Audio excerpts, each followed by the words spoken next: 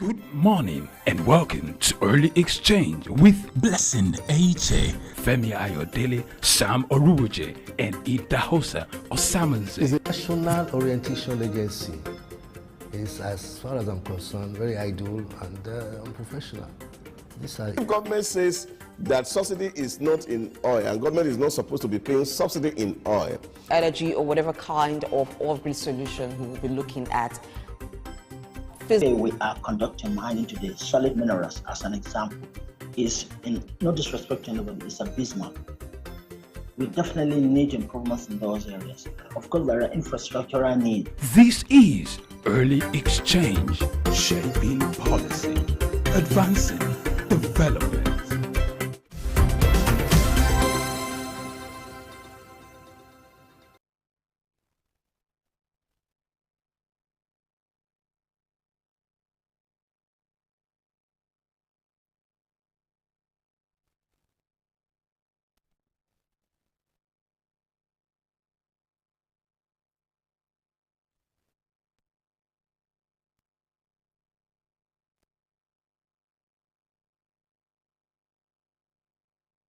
Good morning and welcome to Early Exchange with Blessing Aiche, Femi Ayodele, Sam Oruoje, and Idahosa Osamanze. It's a national orientation agency. It's, as far as I'm concerned, very idle and unprofessional. The government says that subsidy is not in oil, and government is not supposed to be paying subsidy in oil. Energy or whatever kind of off-grid solution we will be looking at. Today we are conducting mining today. Solid minerals, as an example, is, in no disrespect to anybody, is abysmal. We definitely need improvements in those areas. Of course, there are infrastructural needs. This is Early Exchange, shaping policy, advancing development.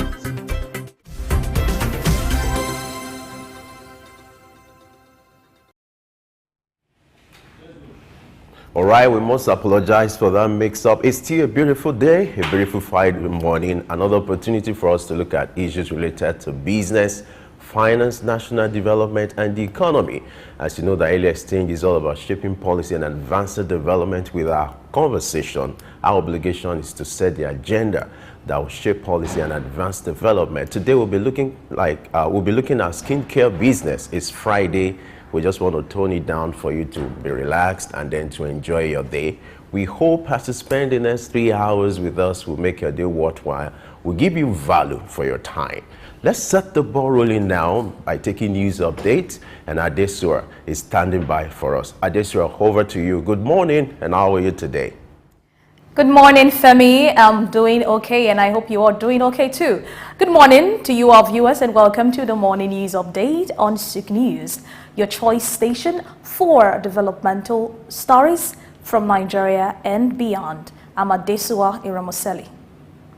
In the news, Finance Minister says non-interest finance is critical to $1 trillion GDP growth. Nigeria secures $5 billion for climate action at COP28. UAE introduces specialized bankruptcy court. UK proposes regulation of cloud computing and data analytics services for banks.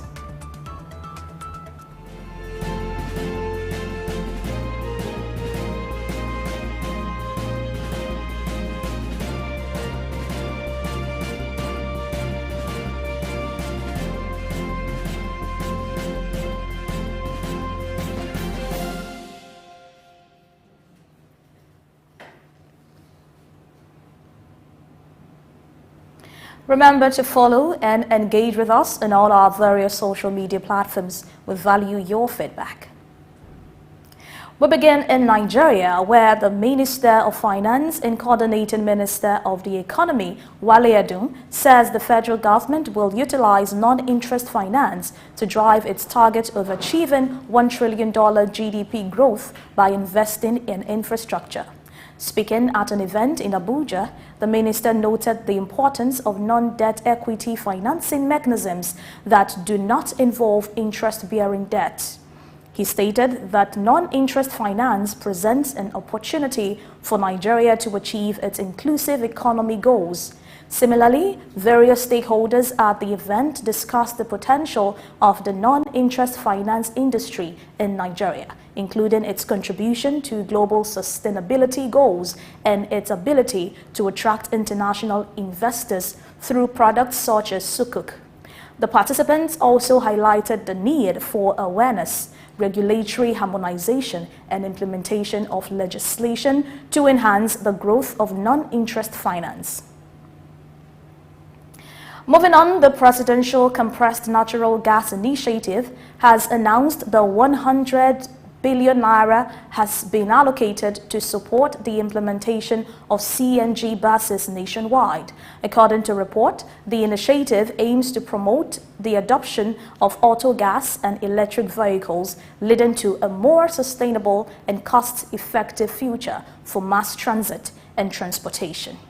The statement highlights that the initiative has been seeded with $100 billion as part of a palliative program with the goal of catalyzing an auto gas and EV revolution in the transportation sector. The plan involves leveraging over 11,500 CNG and electric vehicles, as well as deploying 55,000 conversion kits to reduce transportation costs for Nigerians and address the increasing cost of living. And to some stories relating to the just concluded COP28 summit in Dubai, the federal government says it has secured over $5 billion in commitments for the climate action at the just concluded COP28 in Dubai, UAE. The Director General of the National Council on Climate Change, Dr. Salisu Dahiru, who revealed this, noted that the funds were provided by the U.S. government. He added that out of the $5 billion, $3 billion will be used for the recapitalization of the Green Climate Fund, while $2 billion is allocated for the adaptation funds. In addition, he said the country has also secured an additional $560 million for loss and damage caused by climate-induced disasters. Additionally, he noted that the country has also signed agreements with Siemens of Germany and Infracore to produce solar panels in Nigeria, aiming to create job opportunities and reduce capital flights. Similarly, in line with the country's commitment to achieving net zero emissions by 2060, the support for the global climate change agenda, Owando Clean Energy, a Nigerian energy company, has unveiled plans to introduce 12,000 electric buses in Nigeria. The Executive Vice President of Owando, Mr. Ademola Ogumbanjo, made the announcement during the COP28 Climate Change Conference in Dubai. He stated that the company aims to begin assembling electric buses locally by 2060, with feasibility tests and environmental impact assessments already completed. Ogumbanjo explained that 2 electric buses have already been deployed in Lagos, with plans to scale up to 50 buses out of the 2,000 planned for the state. He emphasized the importance of building local capacity and working in partnership with the government to achieve sustainable transportation and decarbonize the economy. Away from that, banks in Nigeria have been instructed to disconnect switches, payment solution services providers, and super agents from the Nigerian interbank settlement outward system. The directive was issued by the NIBSS in a circular dated December 5, 2023. NIBSS noted that while these entities can process outward transfers as inflows to banks, they are not authorized to receive inflows because they are not licensed to hold customers' funds. It further referred to a previous circular that outlined the permissible services and products of PSSP operations in Nigeria. The Central Bank of Nigeria requires operators in the payment ecosystem to obtain a specific license, such as switching and processing, mobile money operations, payment solution services, or regulatory sandbox to operate in the Nigerian payment ecosystem.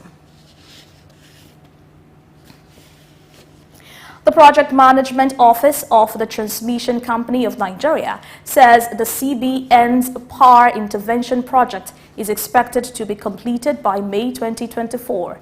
The project, totaling 122.223 billion naira, aims to address transmission and distribution bottlenecks in order to improve power supply and unlock unused generation capacity across the country. So far, 85.4 billion naira has been disbursed to 53 contractors, and the manufacturing process for most of the equipment is scheduled to be completed early next year for shipment and delivery. Upon completion, these projects are expected to enhance the delivery of approximately 1,500 megawatt of power nationwide. We move to the Red Chamber. The Senate has called on executive branch of government to cease granting tax waivers to companies in Nigeria. They commended President Bola Ahmed Tinubu for his bold decision to end oil subsidies and urged the Minister of Finance, Wale Adu, to follow suit by putting a stop to controversial tax waivers. The Red Chamber Committee on Appropriations stated that the country is losing a significant amount of revenue due to these waivers and incentives. In response, the Finance Minister acknowledged the Senator's advice and stated that it would be considered by the Fiscal Policy and Tax Reform Committee, adding that there is a possibility of introducing a rebate system instead of upfront granting of waivers and incentives. We'll take a breather now. When we return, we'll bring you more news. Stay with us.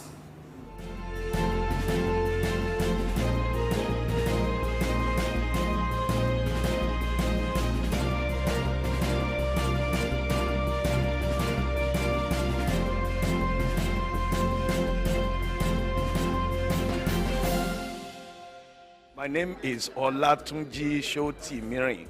I'm a performing artist and, television radio presenter and a university lecturer, Unilag. Keep watching Sook News. Hello everyone, my name is Kenny Black, Africa's finest music comedian, and you're watching Sook News. If you're not watching Sook News, I pity you, but keep watching Sook News. Hello everyone, my name is Timmy Dakolo, and you're watching Sook News. Stay tuned. Hi, my name is Wisdom Oluwaseun Okoko, co-founder Orbit Africa Properties. I'm live at Sook News. Guys, keep watching Sook News for everything that concerns business, economy, politics, news. Sook News is your station.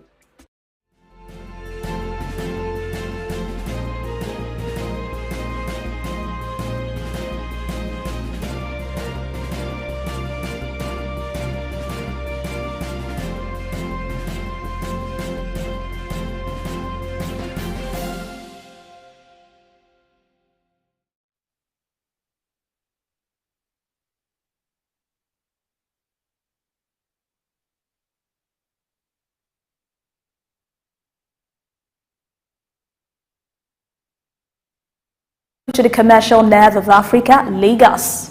The Lagos State Environmental Protection Agency has taken action against noise pollution and environmental infractions by sealing various establishments such as mosques, churches, nightclubs, hotels, and a supermarket. According to report, these actions were prompted by violations of noise pollution regulations and other environmental infractions as part of their ongoing efforts to create a sustainable and livable city for all Lagosians.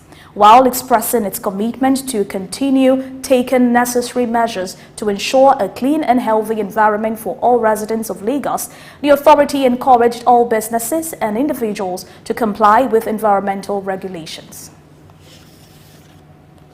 We move to the Middle East. The UAE is overhauling its bankruptcy and restructuring law by introducing a dedicated court to oversee related disputes.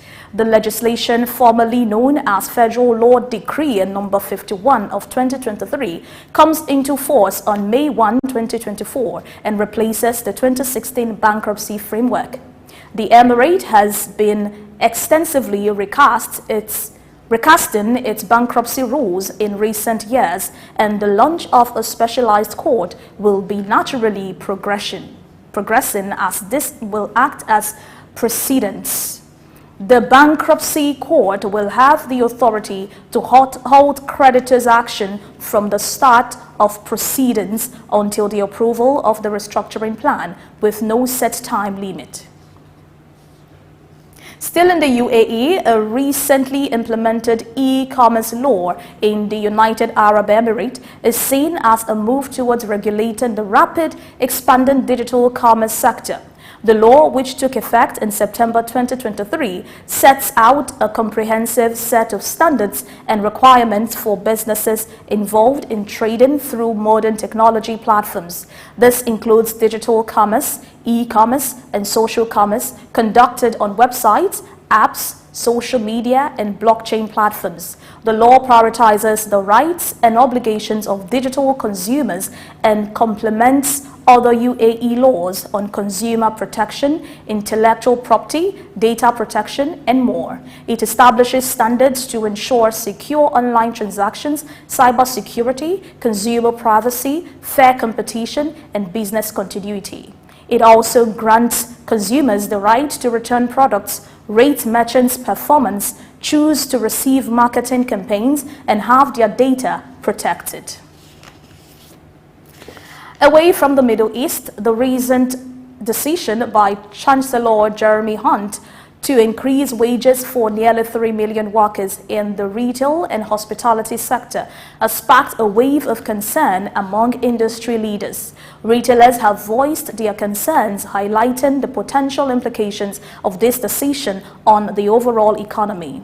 One major worry is the potential rekindling of inflation, with higher wages being paid to a significant portion of the workforce. Businesses may face increased costs, which could potentially trickle down to consumers in the form of higher prices for goods and services. However, in order to mitigate the financial strain brought about by increased wages, businesses may be compelled to take measures such as reducing staff numbers or hours, which could lead to job losses and reduced employment opportunities within the industry. This could result in a downward spiral, as the reduction in employment levels may further weaken consumer spending and overall economic growth.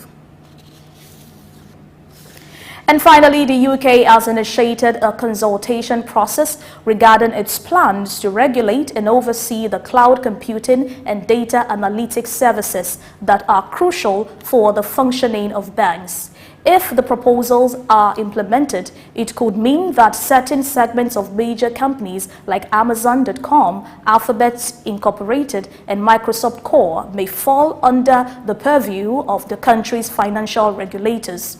The outlined measures include requirements on technology and cyber resilience, as well as the provision of specific information and assurance to the regulators. This move is to boost the security of these critical services in the financial sector, with the Banks of England, the Prudential Regulation Authority, and the Financial Conduct Authority, who are actively involved in formulating and implementing the regulation. And with that, we draw the curtain on today's morning news update. Many thanks for staying with us. Stay tuned for more analysis on Early Exchange. I'm Adesuwa Iramasele. Many thanks for watching.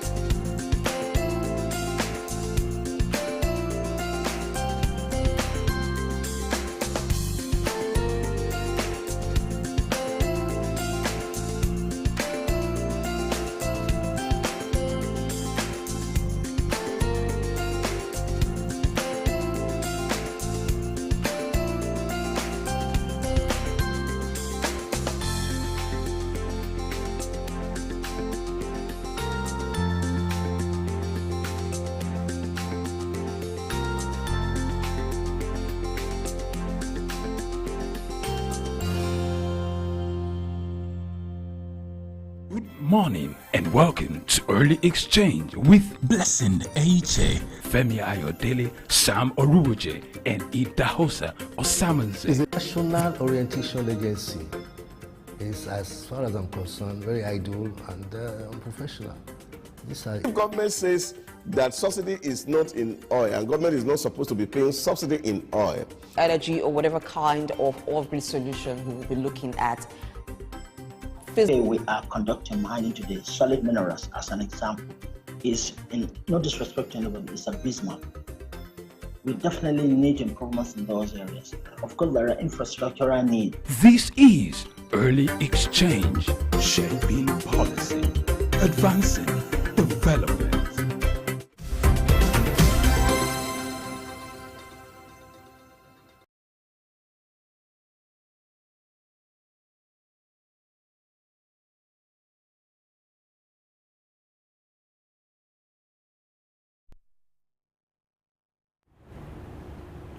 Glad to have you join us once again. It's time for news analysis, where we review the major headlines trending today, talking about the business world and issues that has to do with national interest. Just like you know, the gentlemen of the press are always here to provide the right analysis, and you get the best on Early Exchange. You're here. Good morning, gentlemen of the press. Good morning, Femi. Good morning, Idahosa. Blessing, good morning, Femi. Your outfit has set the pace for the weekend. He does that always. Lagos is for Owambe, so yes. we have to key into that culture. I'm looking forward to the day you get to the National Assembly, because your outfit is preparing you for that. He's rehearsing. He's rehearsing. So, yes, at the time we began to call him honorable in anticipation of the big day when it will happen. That's like a prophet. I think I have more honor here. Okay. Yes, you're highly honored as the wise man. All right, let's set the ball rolling with the story related to the $1 trillion GDP growth set the pace by our president. The Minister of Finance and the Coordinating Minister for the Economy, Wale Edwin, is saying that to finance that, there's a need to look for non-financing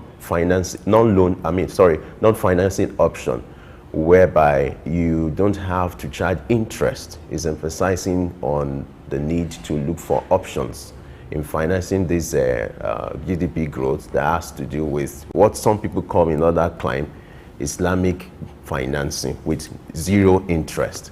And so you were aware that a few months ago the president addressed business community and said the Nigerian economy has the tendency to grow to about $1 trillion in the next 3 years. He set a target of 2026.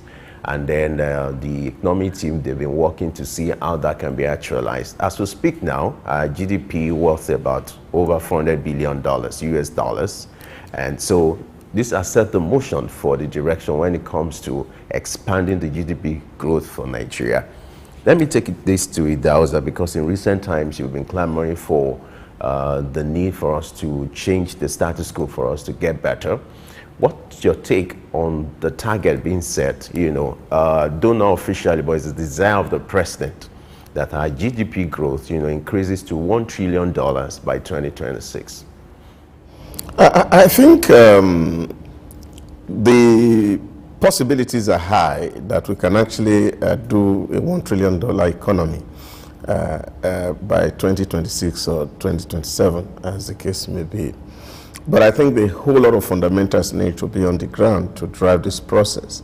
And one of the things that the finance minister is speaking to, and of course the president, from day one, right from his manifesto, and that's why usually I say that he seems to have been the only one who had been ever prepared for the presidency for a very long time.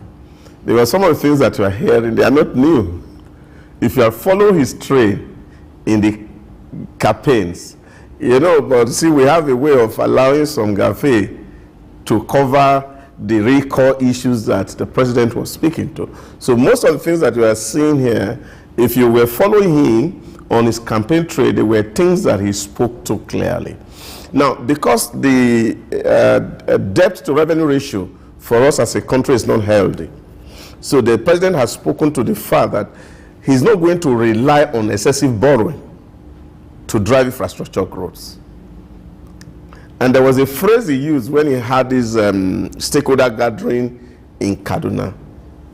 And he said he would not hesitate to defer gratification by allowing some certain key elements to front load our development.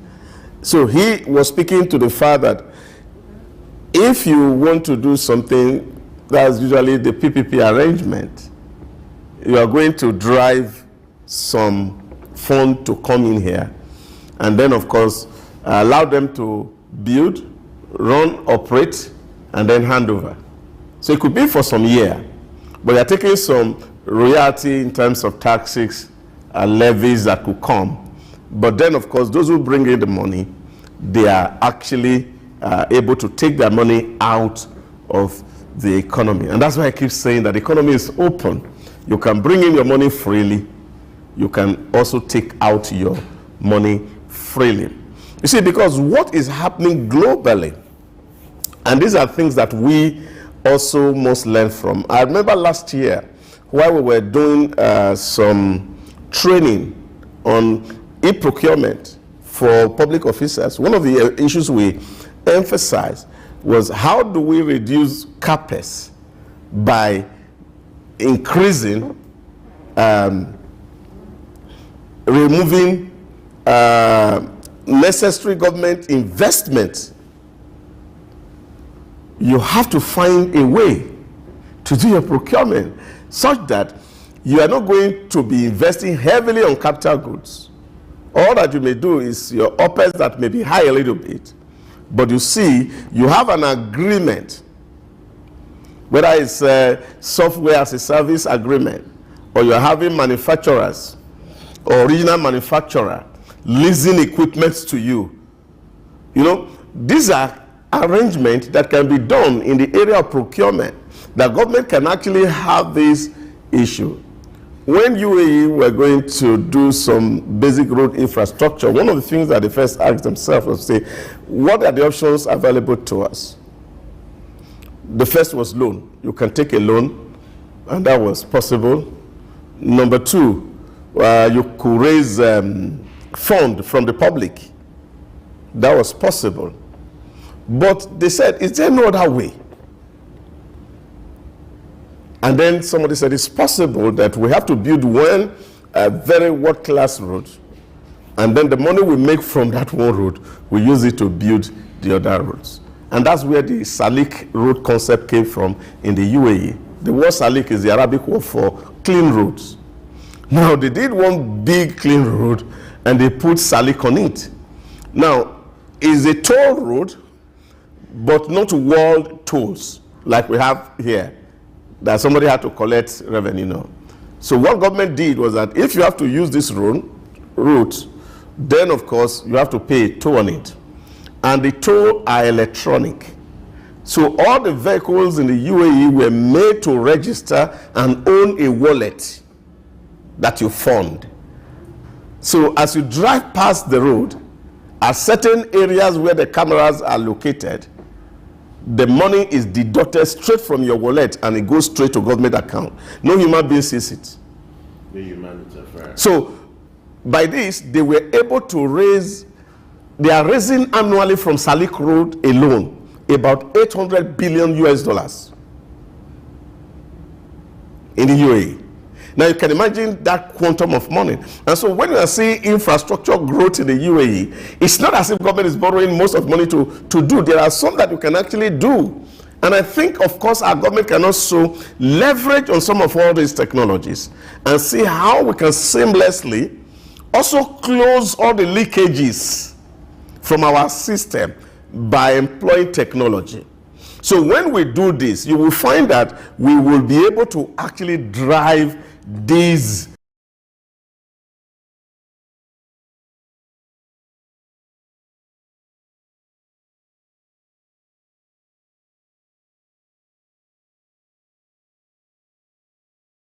are non-government officials.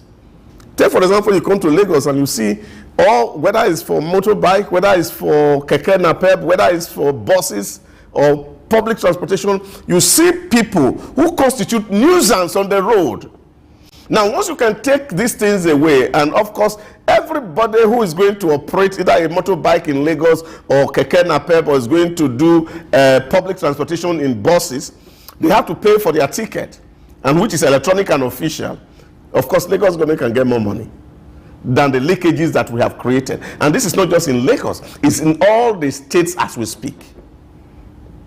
You have a lot of agents who are moving around and taking revenue that should go to government. And when we block all these loopholes and leakages, you will find that even the economy as it is now is actually over that 400 billion.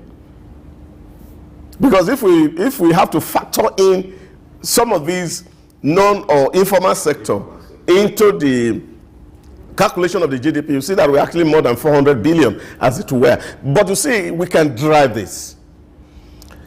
The concept of the Islamic banking, non-interest, but you see, it's also a kind of an investment fund. Because you share profit, but not interest. Somebody asked, what is the difference? Profit is what you make at the end of a transaction. So two people do this investment, and we know that if there's risk of business failure, we share losses. If there is success, we share the profit. But there is no term interest to say, okay, you are going to be paying 2%, 20% on this loan. No. It could be 40-50 arrangement, 40-60 arrangement, 30-70 arrangement. It could be even 50-50 arrangement. That if we make this money, then we will be able to share it. Now, for that sharing arrangement to happen, which means, of course, government also need to put its feet on the ground, that the person who is funding you is getting value for that money at the end of the day. So it will not be a case of all losses.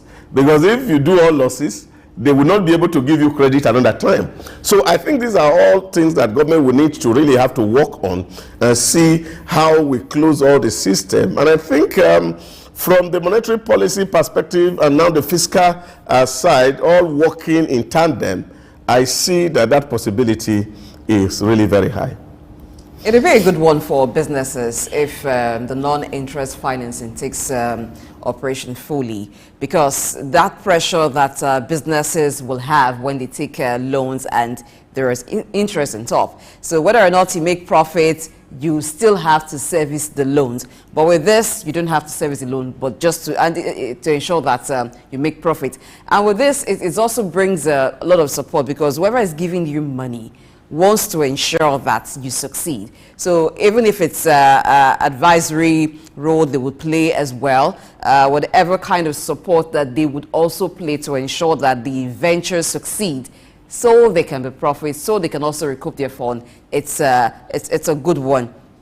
And then it opens the door right now for a lot of investment from the Middle East, because they already have this thing strongly operational there. So I think it's a good one. If our own financial system can key into it in some level, then we would have the widespread effects.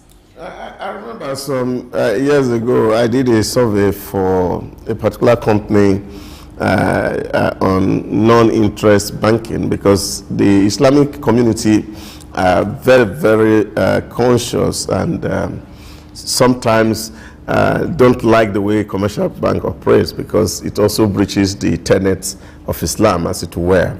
Yeah, but you see, in this environment now, we are looking at government financing. Private sector financing is different. If you see some road, you see Sukuk bond. Yes. Which are, of course, bond that government has taken. But one of the things that we have not done, which of course is a real point that I'm emphasizing, is the fact that if somebody is financing your infrastructure, yes, this money are free to a large extent. You're going to pay back the capital sum at the end of the day. It's not as if they are dashing you the money, but they're only saying that they are not going to charge you interest ahead. But they're also expecting that you are able to pay back. So government must also work out mechanism to be able to pay back this fund. Because it's easy to take loan You know, in my village those days, they used to sing this small song and said, you know, this crayfish, you know, people go to the market to buy it for credit. Say when you are eating it, it's very sweet. It is when you are now paying back that your eyes are red. So these are issues that we must learn to avoid. That even when we are going to get into facility, that where we are taking it from, we are able to pay back. We are already having some issues in our hand that is fallout from the last administration. I was hearing Adam Oshomole was talking very passionately at the Senate the other day, how will state government and some federal institutions take pension fund and borrow it, and they are not able to pay back. So it's one thing to borrow facility, but it's another thing to also be able to pay back. And if, of course, government is going to build infrastructure, which is the point I'm just trying to make, we can copy and borrow from what the UAE has done with their infrastructure fund, and it is massive. Now you're seeing UAE making investment in other Middle Eastern countries, even up to India, because they have perfected the operations locally. UAE is just 10 million people with about 1.5 million cars flying their road. And if they can make that sum from Salik alone, now you can imagine what we as a country can make. That's the point I'm making. They can make 800 billion from Salik, which means we also can make as much or more if we do our trade well. You see, and I think the real reason why a lot of people talk about when we remove toll gate was, oh, we want to put the money on petrol. We put the money on petrol, we were still funding the petrol, and then we are not able to maintain the road. Because from conception, if you remember, before Obasanjo came in 1999, we had toll gates everywhere. So the issue was that if you remove the toll gate, so which money that they were paying in toll gate, then we can increase the pump price of petrol, we will be able to fix our infrastructure. Now, 23 years down the line, we are not able to fix infrastructure. We are still paying subsidy on the petrol, and then government is losing at both ends. So I feel that this time around, while we are looking out for this non-interest financing, we must also put in measures to be able to pay back whatever we are taking, whether it's from the Islamic Bank of Nigeria, Islamic Bank of Dubai, or Saudi Arabia. We must know that if you have an obligation to somebody, you are duty bound to fulfill that obligation. All right, let's move on to the next story. The next story is about the CNG buses. The Presidential Compressed Natural Gas Initiative has announced a sum of 100 billion naira to support the implementation of CNG buses, nationwide. The idea is to create the mechanism, the opportunity for the conversion from auto gas to electric vehicles. So this fund will be devoted to creating outlets, for the massive conversion of these buses. You will agree with me that not that people don't understand the impact of electric vehicle or the conversion, but it's the pricing. Can they afford an average, bus owner in Nigeria? Can they afford to pay for the conversion? And so this fund is being allocated about 100 billion naira to provide outlets in order to give room for the implementation of the conversion of these buses. Idauza, do you think this is the right step in the right direction? Honestly, I don't believe that those are things that government really need to concern themselves about. You see, because you don't solve one problem and start to create another problem. But it's also important that government sets the pace. I don't have a problem with government setting pace. You see, government cannot do everything. And until we get to that understanding that there's a limit to which government can operate, we will keep moving around this same circle. I was sharing with somebody yesterday, and I said, you see, by the way we have handled our analysis, we are even creating an indolent young people who feel that everything has to be government. No. But you see, these are issues you are going to speak about. What are the real issues here? No, the issue. Let's look at the issues. Let's look at the issues. The issue is that you have removed fuel subsidy. And therefore, people need to have alternative. Is that not what we're talking about? But now, what you're having alternative... taking more from the people. Wait. Now. Yes, we understand. Yeah. If this subsidy issue has taken more from people. See, you have to live a lifestyle they can afford. Government cannot do everything. And this everything that we want government to do is what is creating the trouble. We don't have good schools. We don't have good hospitals. We don't have good roads. I prefer government to fix the road than to invest in CNG conversion. Because that will save fuel.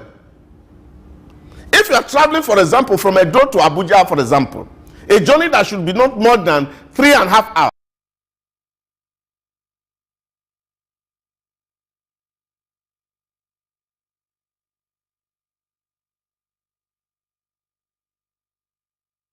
Bad. Everywhere you go to across this nation, the roads are bad. Government focus on the primary things that benefit everybody. Now, when you do CNG, who are you funding? You are funding only people who have the means, who are the elites. Now, what happened to the poor man who is on the road that is not being taken care of? Now, this is where we need to put on our thinking cap. You see, we are always on a pressure. Jobs, you know, if you have the conversion outlets, you have people to manage. Leave the conversion outlet. You know, that's a private business. It's just like transferring one problem to another side. Now it's with petrol, because you have more demand for it. So when you have more persons convert to CNG, you will take the demands to gas. So it's not as if you're solving one problem. You're only postponing the problem because you will have that same problem in the other side over time. But the idea is, you know, for the government to set the pace, and then you can have, you know, there is no pace set in here, Femi. No, hold on. Look at the essence of governance is to create the enabling environment. As we speak, we don't have this outlets in Nigeria. What's the enabling environment here? The enabling environment here is that government has said, okay, if there's no law that says we cannot use CNG gases, there's no law that says so. Now, it's just a business that you are creating for people, and then people take advantage of what business that is in the environment. And I'm not sure. Now, if this money you are saying, is it going to be given, is the government owing the conversion centers? Is it going to be another bureaucracy? All these things you have to work out. Now, why will a government give somebody money, which is free, to go and set up a conversion center that is going to make a profit and going to charge the populace? See, we cannot run life like this. We cannot run life like this. There is something everybody will benefit from. And if you ask me, those are where government investment should go to. Fix the road. Fix the schools. Fix the hospital.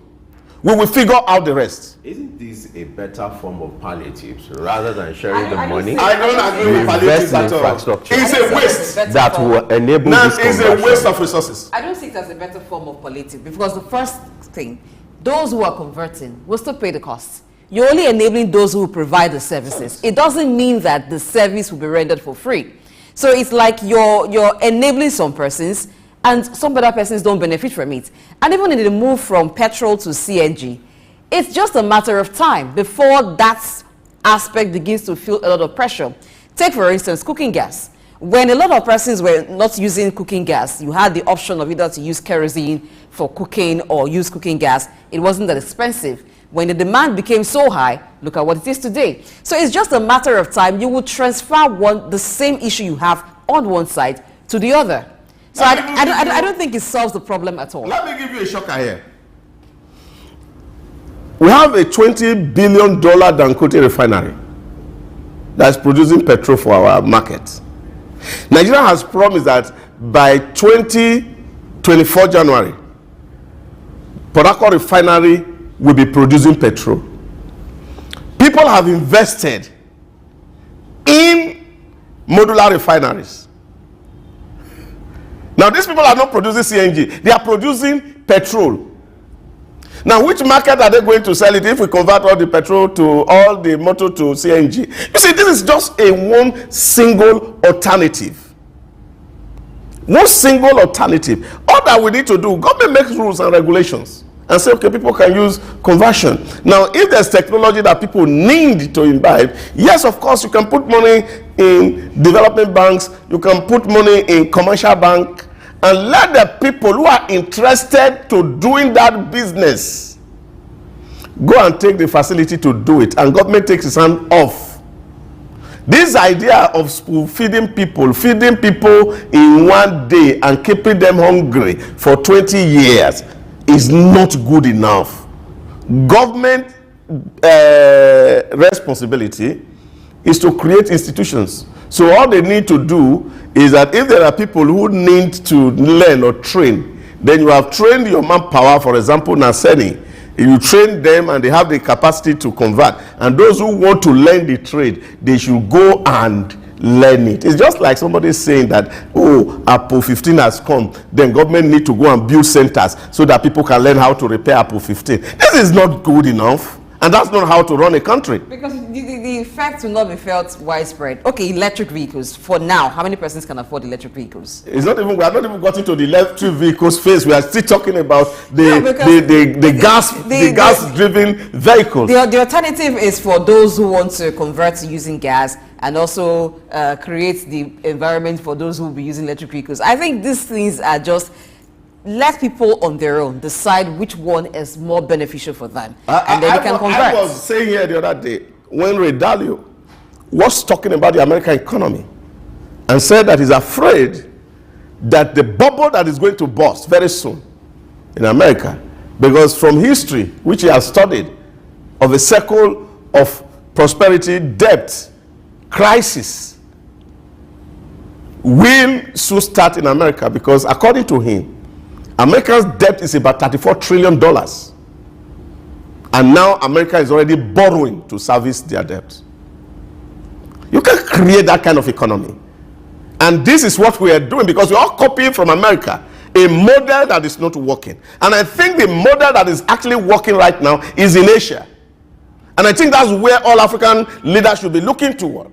See how Singapore is run, how Malaysia is run, how Indonesia is run, how China is running, how United Arab Emirates is running. This is where we should focus our mind and leave America out and the West that has gone too high in liberalism, and of course they are now funding laziness.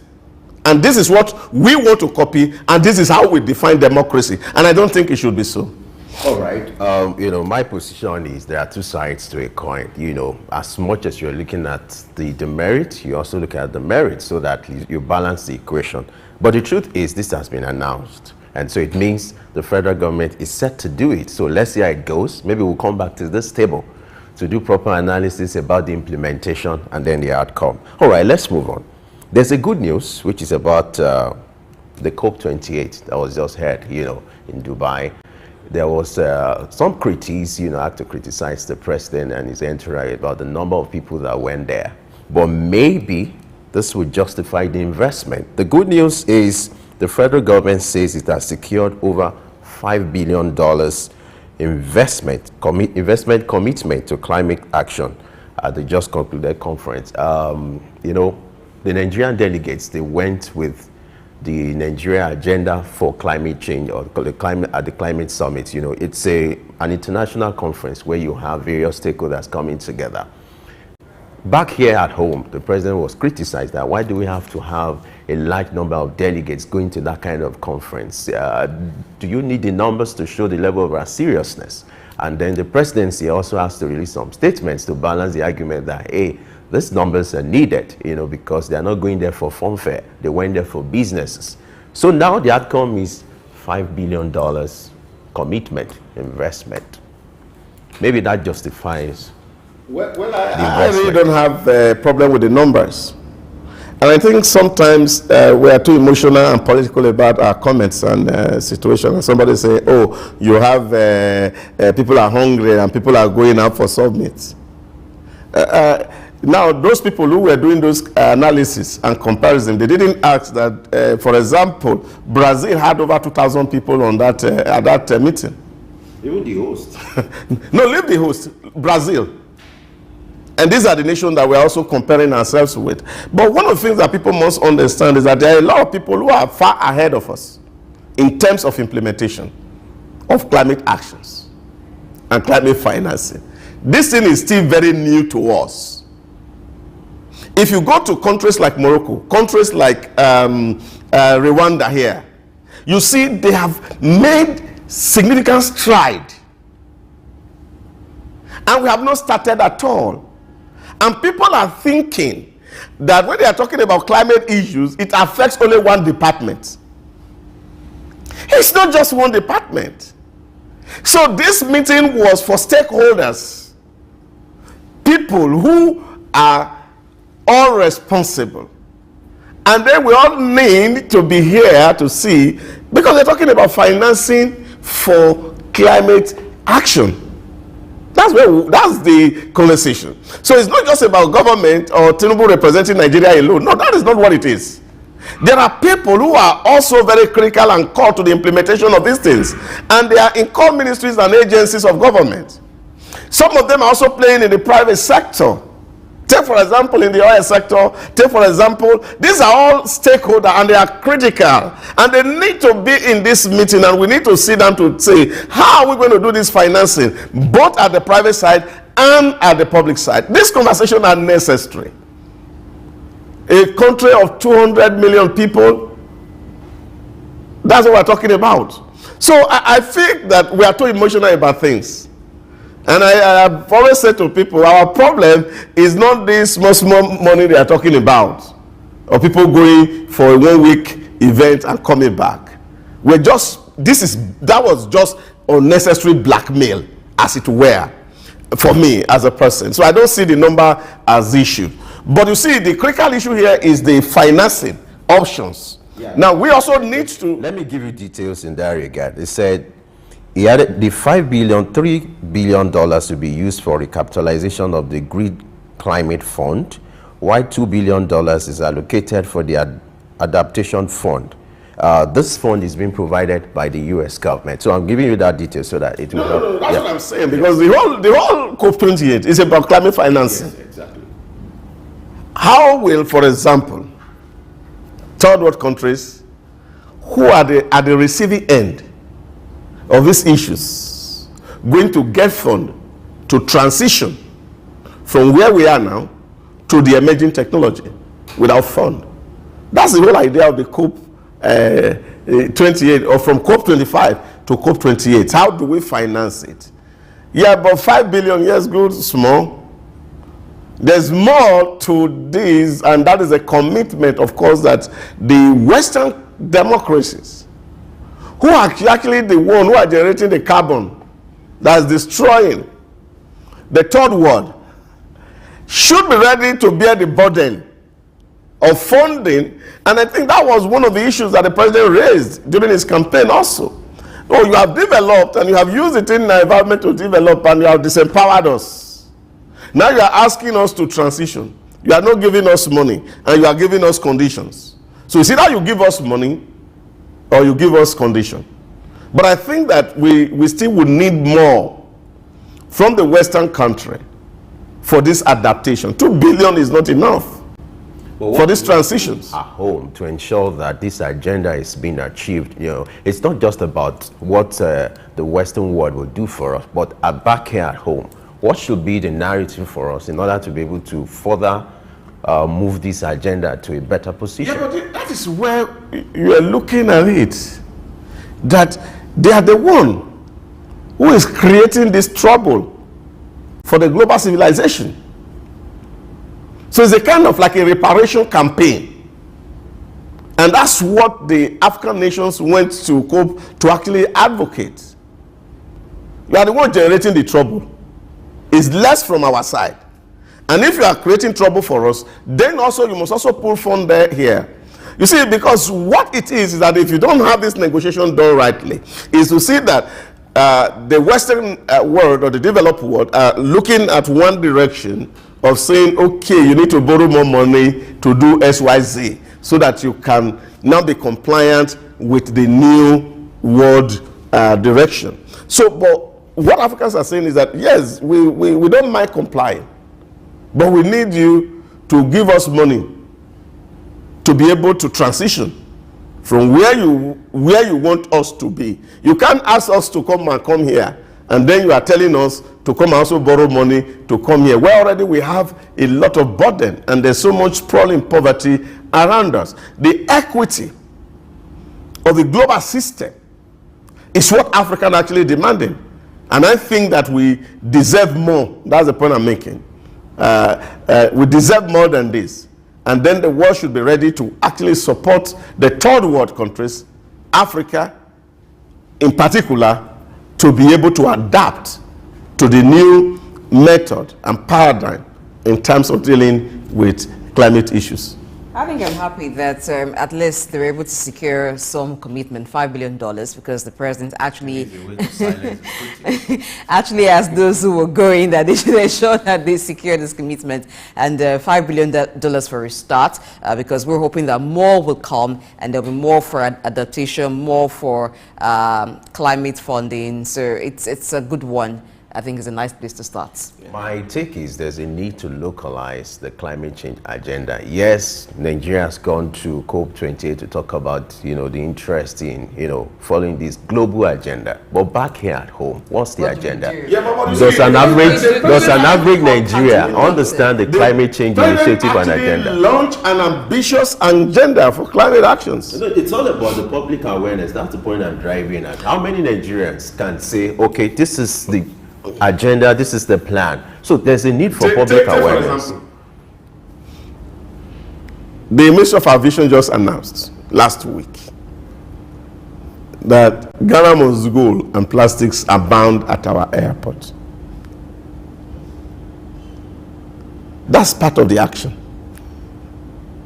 So what that means is that you're not allowing plastic come in here, and you're not allowing plastic go out. So that reduces plastic waste in the environment. At the airports. At the airports. Now, so that's how it starts. Because if you go, for example, if you go to Rwanda, you drop at Kigali, you are not allowed to take in any plastic or polythene bag to enter into the city, no.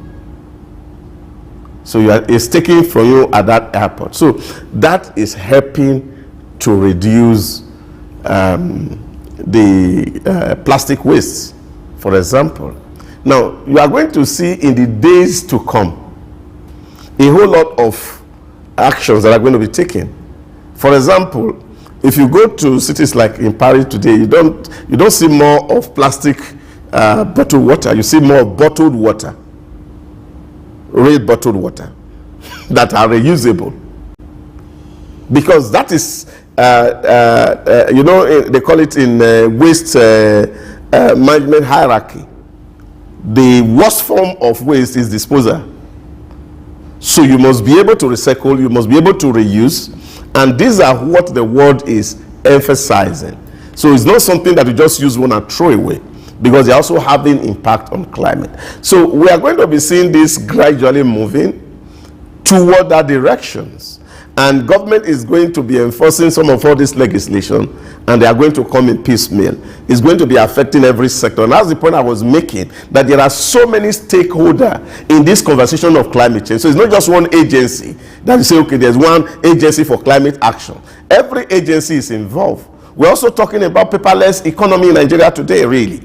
Because at the Bureau for Public Service Reform, they're also advocating a paperless government, where everything we do does not require paper and things are all done via online. Now, all these actions are being taken at government circle to ensure that we are reducing our carbon footprint as a nation.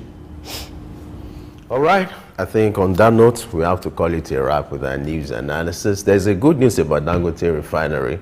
Maybe we'll come back to discuss that. But it's a good one. That's the sign to show that something good can come out of Nigeria. Gentlemen?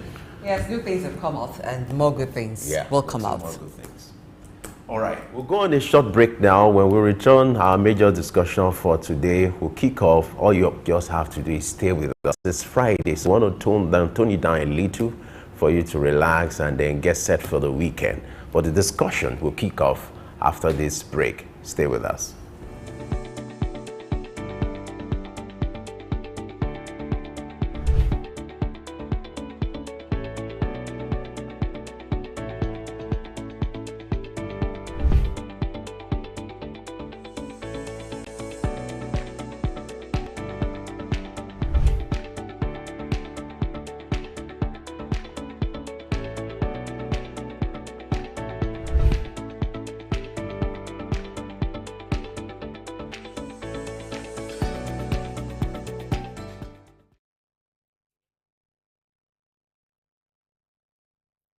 My name is Olatunji Shoti.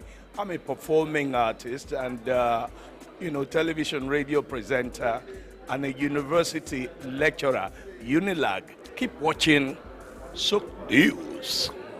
Hello everyone, my name is Kenny Black, Africa's finest music comedian, and you're watching Sook News. If you're not watching Sook News, I pity you, but keep watching Sook News. Hello everyone, my name is Timidakolo and you're watching Sook News. Stay tuned. Hi, my name is Wisdom Oluwaseun Okoko, co-founder Orbit Africa Properties. I'm live at Sook News. Guys, keep watching Sook News. For everything that concerns business, economy, politics, news, Sook News is your station.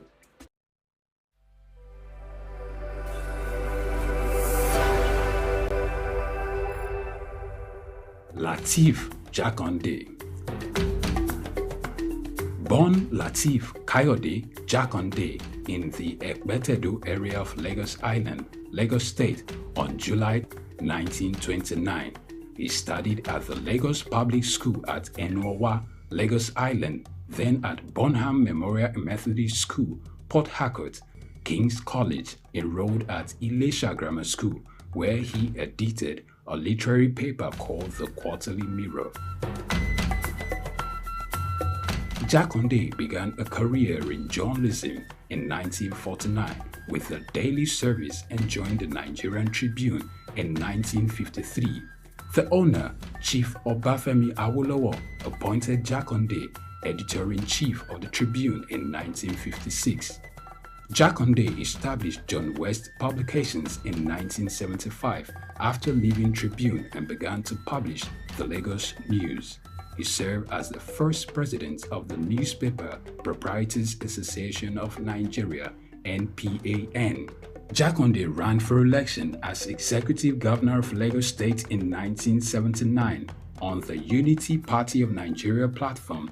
His administration was effective and open and implemented the cardinal policies of his party.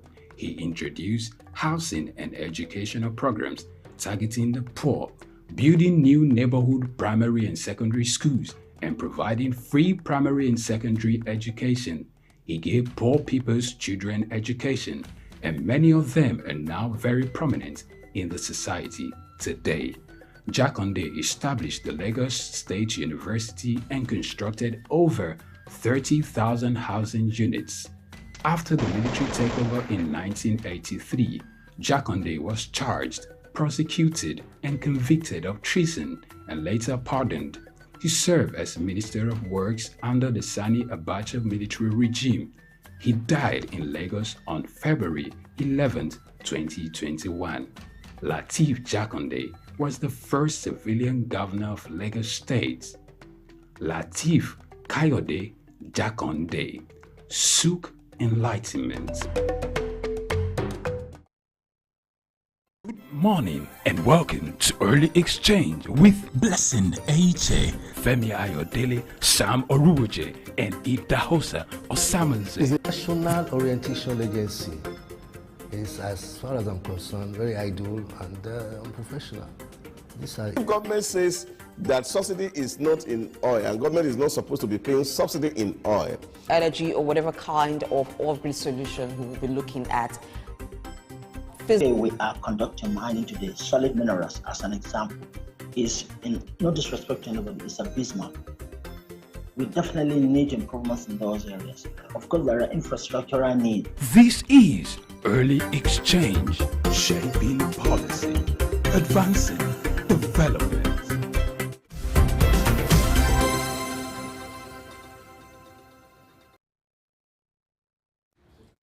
Thank you for staying tuned to us on Early Exchange, and today we're looking at the beauty sector. So let's look at what is contributing to the rise of clean beauty and skincare and other aspects of the beauty sector. We'll do all of that with someone who's been in the industry for a very long time, taking care of men and women. I like to ensure that they look good and they also feel good. Now, while I was having a talk with Femi behind cameras, and he was saying, well, when it comes to beauty, I really don't have time for that. I don't think much about that. And I mentioned to him that, of course, every one of us, in one way or the other, patronize the beauty sector. Particularly as a man, if you have women in your life, then you will do more patronizing them. You will know more. Now, someone behind the camera is nodding in affirmation that what I just said is correct. Femi. Well, that doesn't take away the fact that looking good is part of our business. Yes. So for me, the point I'm just making is, maybe for some men, it might not be an easy thing, or it's something they take as priority. But it's also, naturally we need to look good. And maybe because my own kind of handsomeness comes natural. That's just by design. But the truth is, the need for this service, has risen in recent time. In fact, more men are even taking interest because Nigerians will like to look good. And if you look at that industry is estimated to worth about $2 billion US. That's to tell you that in recent times it has grown, and you have this growth maybe because of who we are. Naturally, we like looking good. We want to get better. And the fact that more civilization, the more exposed you are, the more you feel okay, you can afford this and you can go for it. And so a lot of people are going for it because the awareness, the education is there on the need to take care of your skin. They need to ensure that you look good, because unlike in the past where people feel is for the elite or those who are rich, in fact, the people in the middle class, everybody now has the understanding that it's something you have to do to help your own health. Apart from the fact that looking good, taking care of your skin has health impact, has implication, taking out stress and all that. So there are different outlets now. Get to Lagos, even the remote part of Lagos, in villages, you see some of this outlet, you see spa here and there, people having that understanding, and the businesses are springing up because the demand here is huge. Yes. And trust Nigerians, it's just for someone to start something. It's easier to replicate, and once you start, people see the value being added to it. People will replicate, and that's exactly what is happening. So not just for women, it's also for men. In fact, more men are taking interest. But the point is, maybe for some men, the conservative type, who just still feel, okay, it's not my thing. Well, that's why we're having this kind of conversation, so that they'll have the understanding, the need. And for those who want to invest into, the business side of it, they will understand how huge this market is and the demand, and for them to understand how profitable it can be when you go into this kind of business. Yes, and good to know also that it's not just in Nigeria that the beauty sector is growing.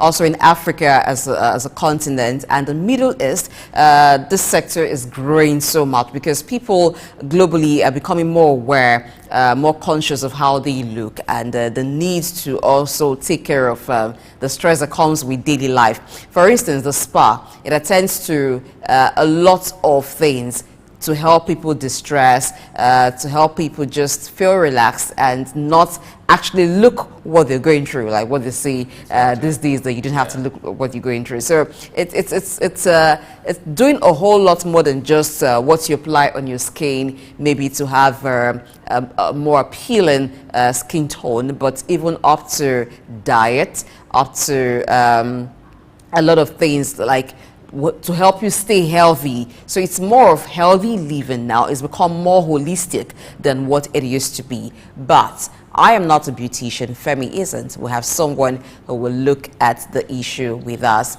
and that will be after this break. Stay tuned.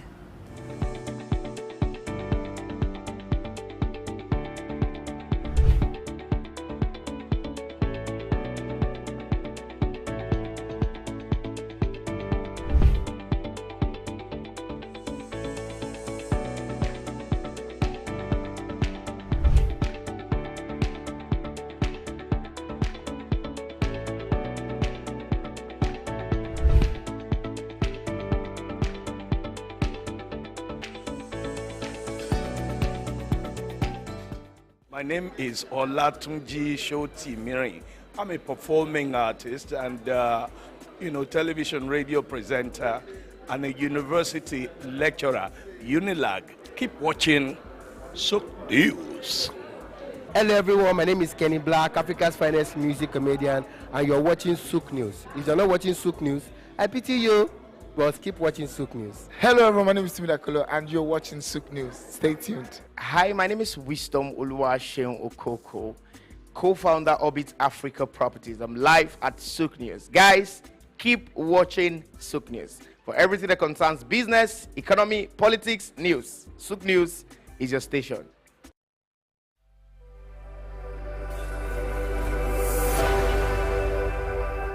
The glow and smell of skin, the bounce of the hair, or well-arranged tresses adds not just a little to the overall confidence in a person, but considerably more to the overall boost in your outlook. Beauty, they say, is in the eye of the beholder, and like we say in our local parlance, Ojulo Mountain Yonu, simply put, you could tell the worth of a person or thing by a glance.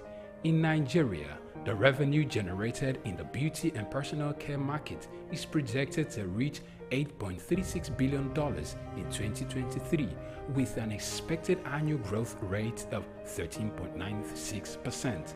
Many factors have led to the recent growth in this industry, like the increased awareness in personal care, social media influence, health and wellness trends, and not forgetting globalization of beauty standards, to mention but a few.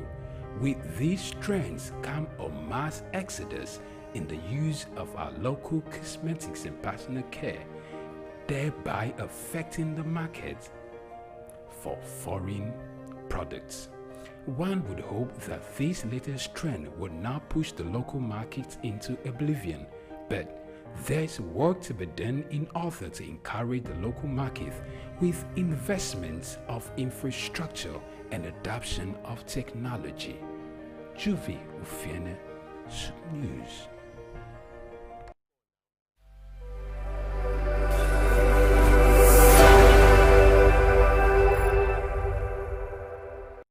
My name is Olatunji Shoti. I'm a performing artist and television radio presenter and a university lecturer, Unilag. Keep watching Souk News. Hello everyone, my name is Kenny Black, Africa's finest music comedian, and you're watching Souk News. If you're not watching Souk News, I pity you, but keep watching Souk News. Hello everyone, my name is Timidakolo and you're watching Souk News. Stay tuned. Hi, my name is Wisdom Oluwaseun Okoko, co-founder Orbit Africa Properties. I'm live at Souk News. Guys, keep watching Souk News. For everything that concerns business, economy, politics, news, Souk News is your station. National Theatre, Igomu. Built during the military regime of Olusegun Obasanjo and finished in the time for the Second World Festival of Black Arts and Culture, FESTAC, in 1977. The theatre holds amazing treasures and memories. The artworks fill everyone with pride. The National Arts Theatre is visible from the motorway which connects Lagos Island and the mainland. The National Theatre is packed with the artworks of a legendary contemporary Nigerian artist, stained glass walls by Yusuf Grillo, sculptures and murals by Lamidi Fakeye, Erabo Emopai, and many others. It was put to full use for a month as one of the 4 venues of the Second World Black and African Festival of Arts and Culture, tagged FESTAC 77. The complex hosted 16,000 participants from 56 African countries and the diaspora in an unprecedented showcase of African music, fine art, literature, drama, dance, and religion. The National Art Theatre was built and designed by Techno Expert Stroll, a Bulgarian company, mirroring the Palace of Culture and Sports in Varna, Bulgaria. Completed in 1976, the building is one of the largest and most beautiful of its kind on the African continent.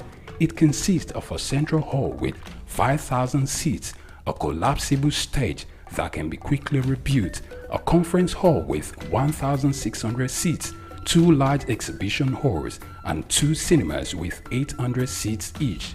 The theatre complex has a dressing room for artists, a garage, offices, coffee bars, and a buffet. It has indoor TV and radio systems, as well as booths with facilities for simultaneous translation of languages and hectares of lush green lawn around. The majestic structure sits in Igomu like a quiet mountain, mesmerizing visitors and passers-by. The National Theatre, Souk Enlightenment.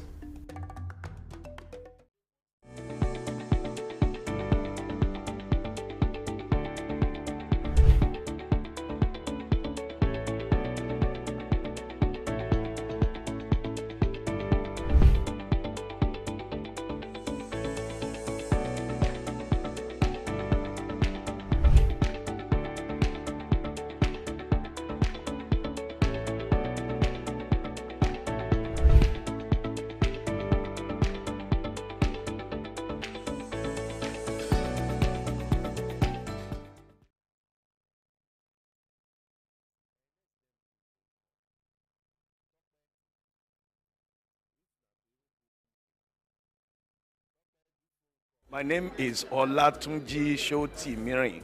I'm a performing artist and, television radio presenter and a university lecturer, Unilag. Keep watching Souk News. Hello everyone, my name is Kenny Black, Africa's finest music comedian, and you're watching Souk News. If you're not watching Souk News, I pity you, but keep watching Souk News. Hello everyone, my name is Timidakolo and you're watching Souk News. Stay tuned. Hi, my name is Wisdom Oluwaseun Okoko, co-founder Orbit Africa Properties. I'm live at Souk News. Guys, keep watching Souk News. For everything that concerns business, economy, politics, news, Souk News is your station.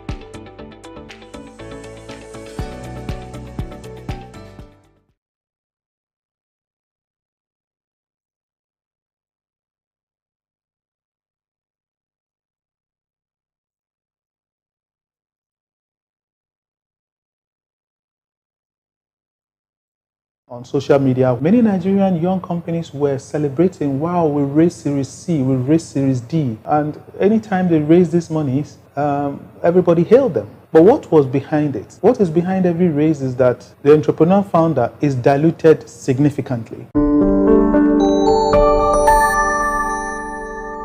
We had a very interesting session, and in one of the sessions, there was a role play about a case study on CWG PLC, which is a company that I founded. And the case was written by Columbia Business School to discuss a point about venturing, about entrepreneurship, and about funding for the enterprise. And the case ended on a question: should Austin Okere take the venture capital investment or should he reject it? Just a little bit of background. So this is a company, CWG, in 2005 that was doing very well. It was riding on the back of the Y2K that just happened at the turn of the century, was riding on the back of the telecom boom that happened immediately after the civilian government of OBJ and GSM was launched, was riding on the back of the bank consolidation in 2005 that was done by Governor Soludo. And in each of these booms, CWG had positioned and taken good advantage. So this is not a company that was in dire need of cash or was desperate in 2005. But we had a plan to list our shares on the stock market, and we thought that the best way to do it was to first do either a private placement or, better still, to do a venture capital fundraise so that they will bring discipline into our operations, governance, strengthen our governance, and of course, bring more technical knowledge. And if people saw that this company was invested in you, probably it will make the listing on the stock exchange more attractive. The issue here is at what price? And I remember that I've discussed something similar on this on social media, where many Nigerian young companies were celebrating, wow, we raised Series C, we raised Series D. And anytime they raised these monies, everybody hailed them. But what was behind it? What is behind every raise is that the entrepreneur founder is diluted significantly. So if I use CWG as a case study, the case that was written by Columbia was that there was an offer of $8 million for 25% of the company, putting the valuation post at $32 million. Make no mistake, the Treasury bill's interest rate is 15% sometimes. Now, if someone is going to bring his money to invest in your company, he's looking for way more than that 15%, given that there is a high risk that his money will not come back. And the rule of thumb is that they're looking for 3 times what they brought in within 5 years. So in our case, they were going to be asking for $24 million within 5 years, or you list and give them a liquidity event or an exit. You have to check very well that this $8 million that you're taking in, you can do business in such a way that the value of the company can cough out $24 million in 5 years, regardless of exchange loss. Here is where it gets complicated. So you receive $8 million, which is converted to you in Naira. 2005 probably was about 130. Now, whether the Naira suffers devaluation or not, you're going to pay that $8 million. Now, paying $8 million, 5 years later, where the Naira is maybe 250 or 260, whilst you are generating your revenue in Naira, becomes almost impossible. And if the venture capital firm then has to take assets because you can't pay, he will end up owning, of course, a big chunk of your company, nothing at all. You begin to look like a management staff in the company you founded. So in our own case, we held out and we didn't take the money. And in 2009, when we took a subsequent one, the company was valued at $55 million, plus that there'd been an exchange loss. So the company was valued much more than the $32 million, and plus the fact that in Naira terms, they would have owned more of our company. My point being, don't sell your seed. Rather, till your seeds, let it grow into a fruit, and sell at the fruit, because the fruit is plentiful. A lot of our startups rush out to sell their seed, and they sell it cheap. To complete that story, we actually then listed the company in 2013 for $90 million. Now, I did a rough calculation. If we were in dire need of money and we borrowed $8 million at an interest rate of 20%, at that time, Naira, we'll be returning Naira money, and we'll be returning something like, even if you take 100%, we'll be returning another $8 million in 5 years' time. But given that the company's valuation had gone to $55 million in that time, 2009, when the second PE company invested, we would have been better off taking the debt, because we'll be returning an extra $8 million, rather than 8 times 3, which is 24, that would have had to give $24 million that would have had to pay the VC company if we had taken the money at that time. So the delta is huge in terms of debt versus equity. So the point is, at some point in time, equity seems cheap, deceptively, but debt is cheaper. Especially at the early stages, what you have is a seed. You don't sell your seed. Have patience, hone it, bootstrap it, take debt to finance specific deals, makes you disciplined, and then when you have your fruit, you can then invite investors to come, and you make more, and you don't lose a huge percentage of your company. You actually do still own a huge percentage of your company. Be patient. Don't rush out to collect funds and celebrate it. You will have to pay back. Thank you.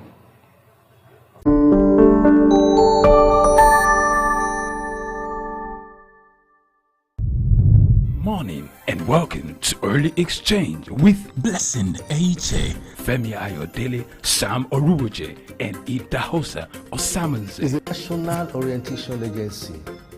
It's, as far as I'm concerned, very idle and unprofessional. The government says that subsidy is not in oil and government is not supposed to be paying subsidy in oil. Energy or whatever kind of oil-grid solution we will be looking at. Today we are conducting mining today. Solid minerals, as an example, is, in no disrespect to anybody, it's a bismarck. We definitely need improvements in those areas. Of course, there are infrastructural needs. This is Early Exchange, shaping policy, advancing development.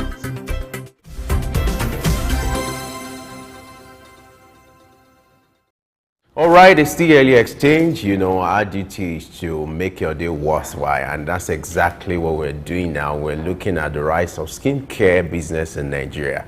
What has led to the high demand for this? That's what we want to look at now. And we have a special guest with us, Aminat Ogunwole. She's the CEO of Fortune Skincare and Spa. Aminat, glad to have you join us on Early Exchange this morning. Oh, Aminat, are you ready for us? You might need to reframe. Okay, it's getting better and it can be better.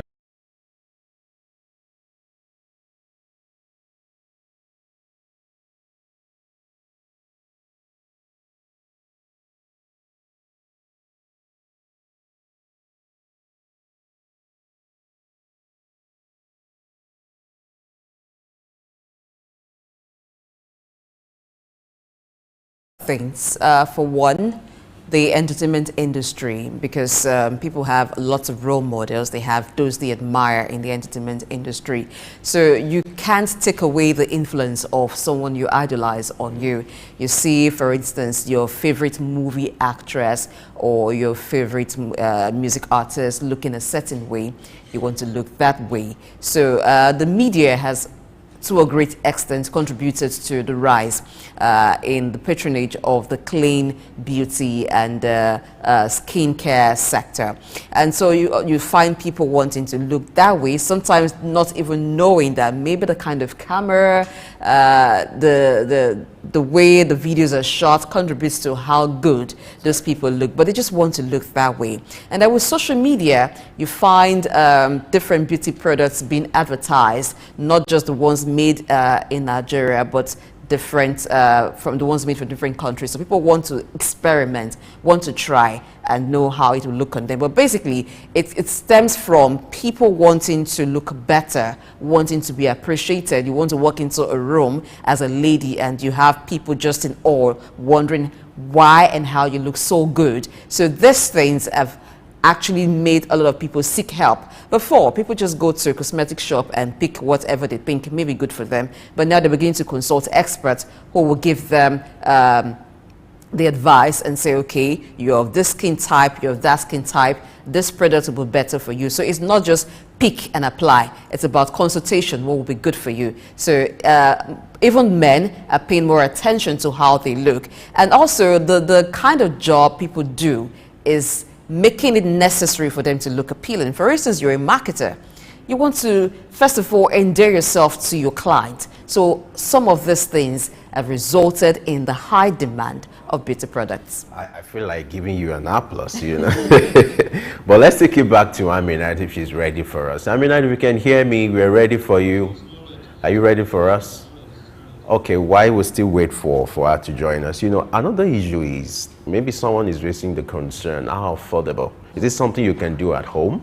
You know, if you have the basic tools, you have the understanding, like for instance, makeup now is also part of it, where people do it on their own without having to consult a makeup artist, you know.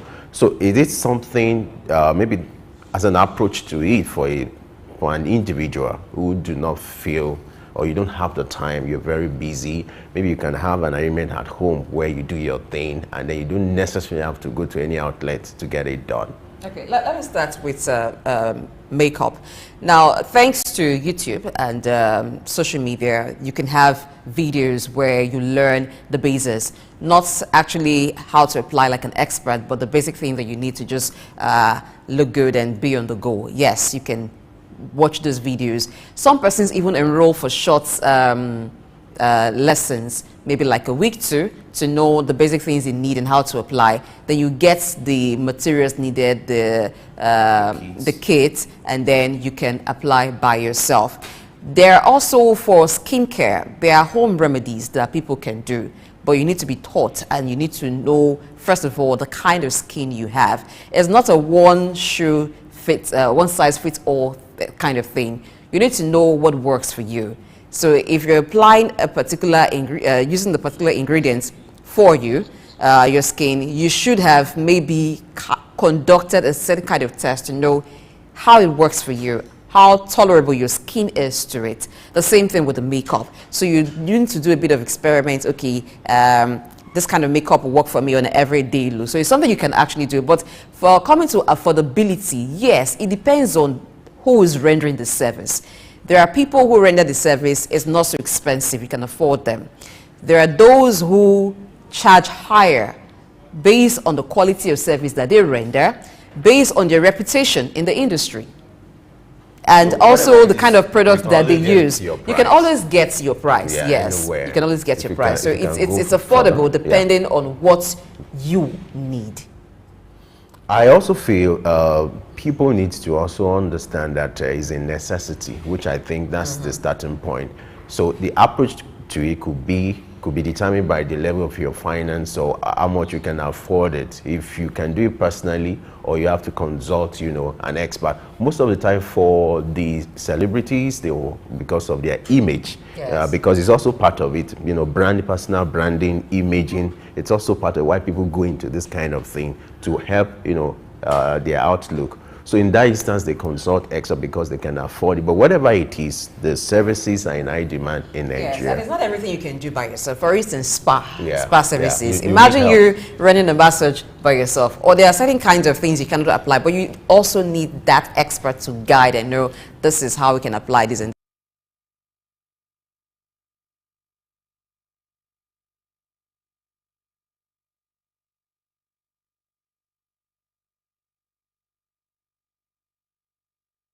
Aminat, can you hear us?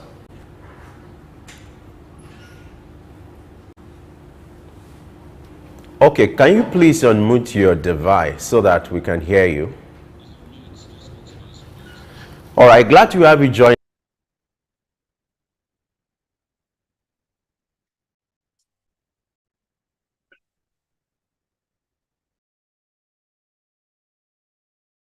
Led to the rise in the demand for this service in recent times.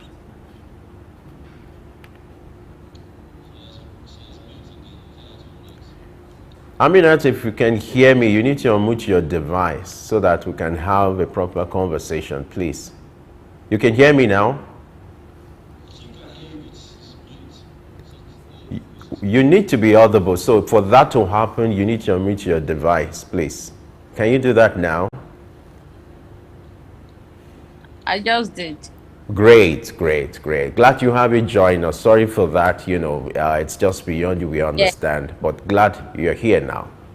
So let's go now. The question I asked earlier is for you to give us an overview of what the personal care and skin business is all about. What do you think has led to the rise in the demand for this service in recent times?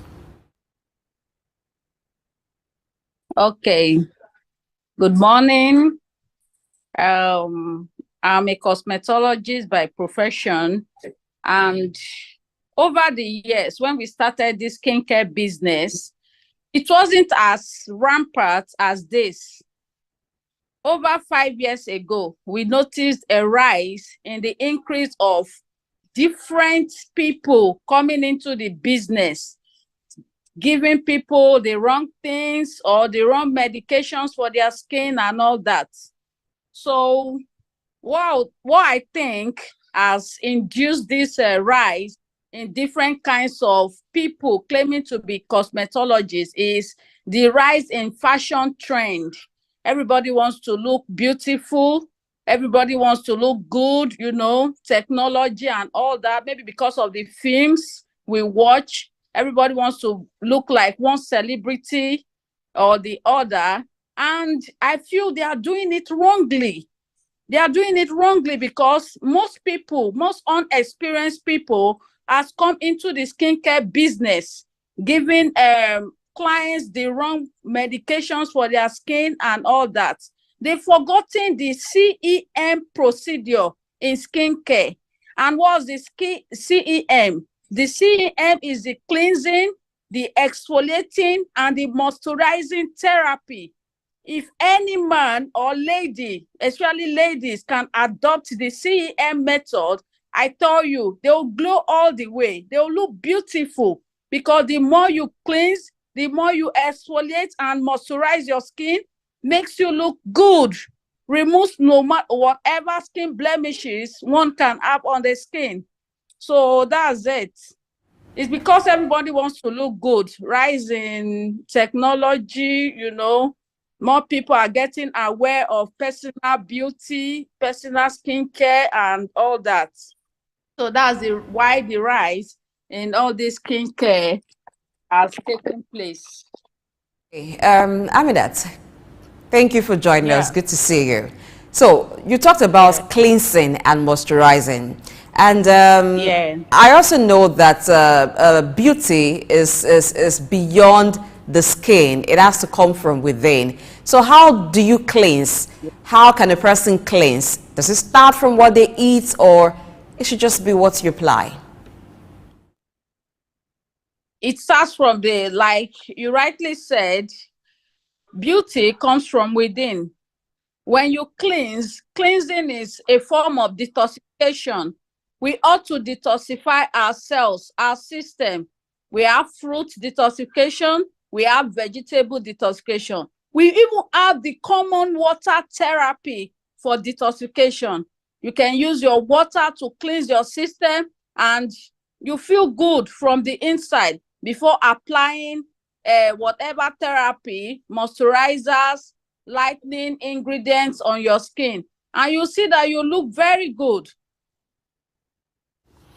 All right, you, as a follow-up to your earlier statement, you talked about CEM procedure. I would like you to shed more light on this for us to understand. Take us through the processes, the kind of products that we used for this CEM procedure, and then what will be the impact on the skin or the body itself. The cleansing therapy, the CEM is the cleansing, the exfoliating, and the moisturizing method. The cleansing method is you using we have we have cleansers, we have rose waters. Cleansers are majorly meant, some cleansers contain salicylic acid, which is very good for pimples and oily prone skin. So the cleansing method helps to eliminate dirt, underneath dirt that are under the skin. So the cleansing method is very vital in this dry season because when you go out, your skin might be prone to oxidations like, you know, dirt, germs, sun rays, and all that. So when you get home, you ought to cleanse with a good cleanser, which might contain rose water or salicylic acid for pimple-prone skins. Then we have the exfoliating. Exfoliating is when you use your scrubs. We have exfoliating scrubs like the apricot scrubs, the sea salt scrubs, the sugar scrub. You ought to exfoliate 2 to 3 times weekly in order for your skincare product to work very effectively. Then we have the moisturizing. After exfoliating, you ought to moisturize your skin no matter what.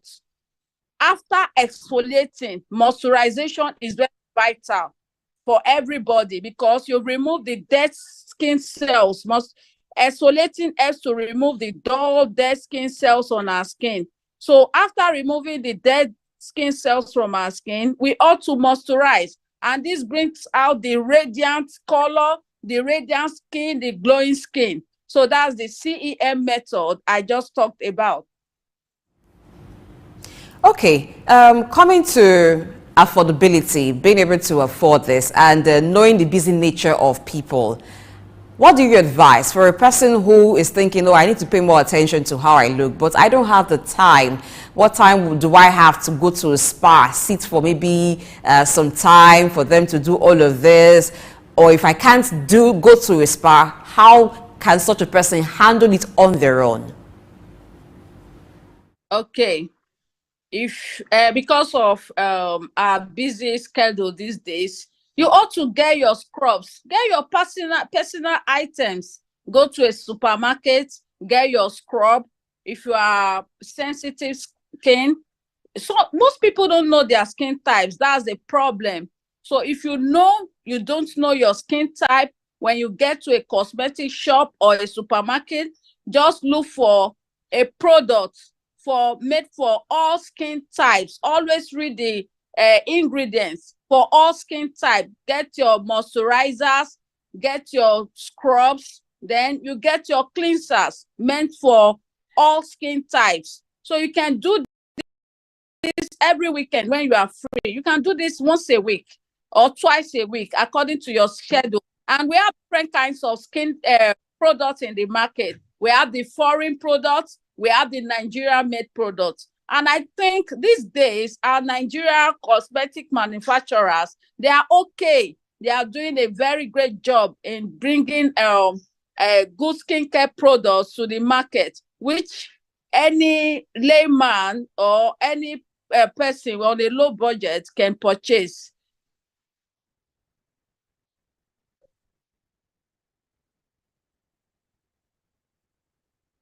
As a business owner, what will be the starting point? Let's start with training.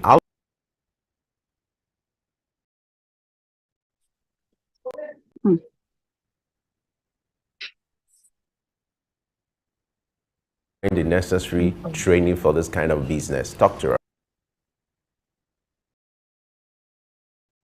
Training, yeah, training and things. From 3 months, 6 months, one can get adequate knowledge on a good skincare routine, or to become a cosmetologist, 3 to 6 months. If you are with an expert, you know what you're doing. Training, very okay. But these days, most people don't even get trained. They go online. They read all sorts of things from Facebook, from YouTube, from Instagram. And before you know it, they'll tell you they are certified. They are trained, online trainers. No, physical training is the best, because in skincare, massaging comes in. My doctor once told me something, that massage is better than medicine. So massage is part of our skincare routine. When you massage your body, it helps blood circulation. It helps everywhere to function in your body.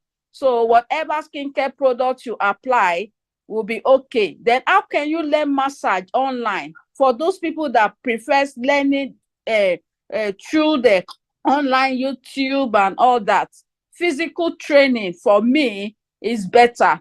When you see your clients one-on-one consultation, ask questions, see the skin, run skin tests and all that. So that's my own point of view. Okay, so for the business part of it now, you talked about Nigerian manufacturers of cosmetics doing well, but you still have people preferring to buy foreign products. Why do you think they still do that? Is it because they do not know yet, or it has to do with the cost, which is more expensive? Yes, it has to do with, no, it's not about the cost. Foreign cosmetics are far more expensive than our Nigerian made cosmetics. I think they have no confidence in our own local produce.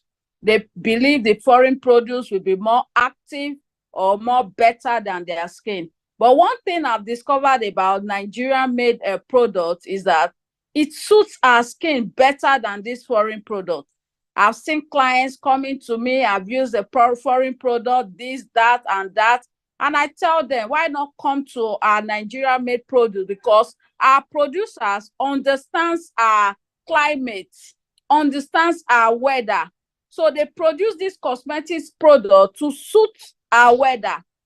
The foreign products were produced to suit their own weather, not our own weather. So I'm advising people, let's use our Nigeria-made product. We have lots of it. Cheap, black soaps, not handmade. I'm telling you of companies, big companies into cosmetics production. We have this Nigeria-made shea butter, which is produced from Ibadan. I tell you, people are giving me a positive response about this shea butter produced here in Nigeria. I even export overseas. People overseas love this Nigeria-made shea butter, company-made with NAFDAC number, you know. So maybe it's lack of confidence in our own local produce. They prefer using the white man's products, and I think we're getting it wrong here. All right. I like the fact that you're making good remarks about locally made.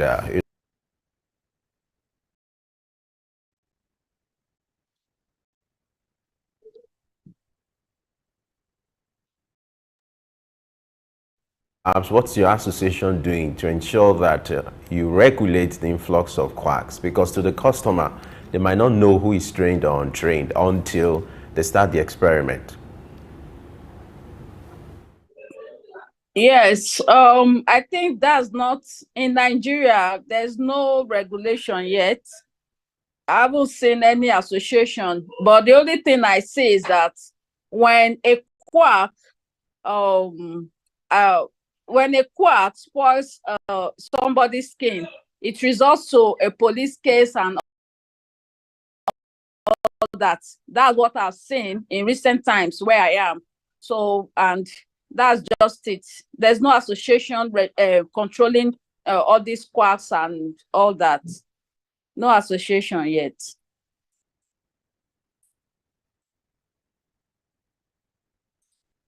A lot of cosmetologists, it's not just that they prescribe or they tell people what to use, they also manufacture. You manufacture as well. What are the challenges that are faced in this business? The challenges is that the high cost of produce. Most cosmetologists, who is a cosmetologist? A cosmetologist is a skin consultant who is able to check your your skin type, and who can be able to determine what products will suit your skin. So for a cosmetologist, we prescribe. We tell you the kind of products that will be good for your skin. And I don't think we ought to be producing. We are not producers. A cosmetologist is different from a producer. We give people prescription on what to use on their skin. So that's it.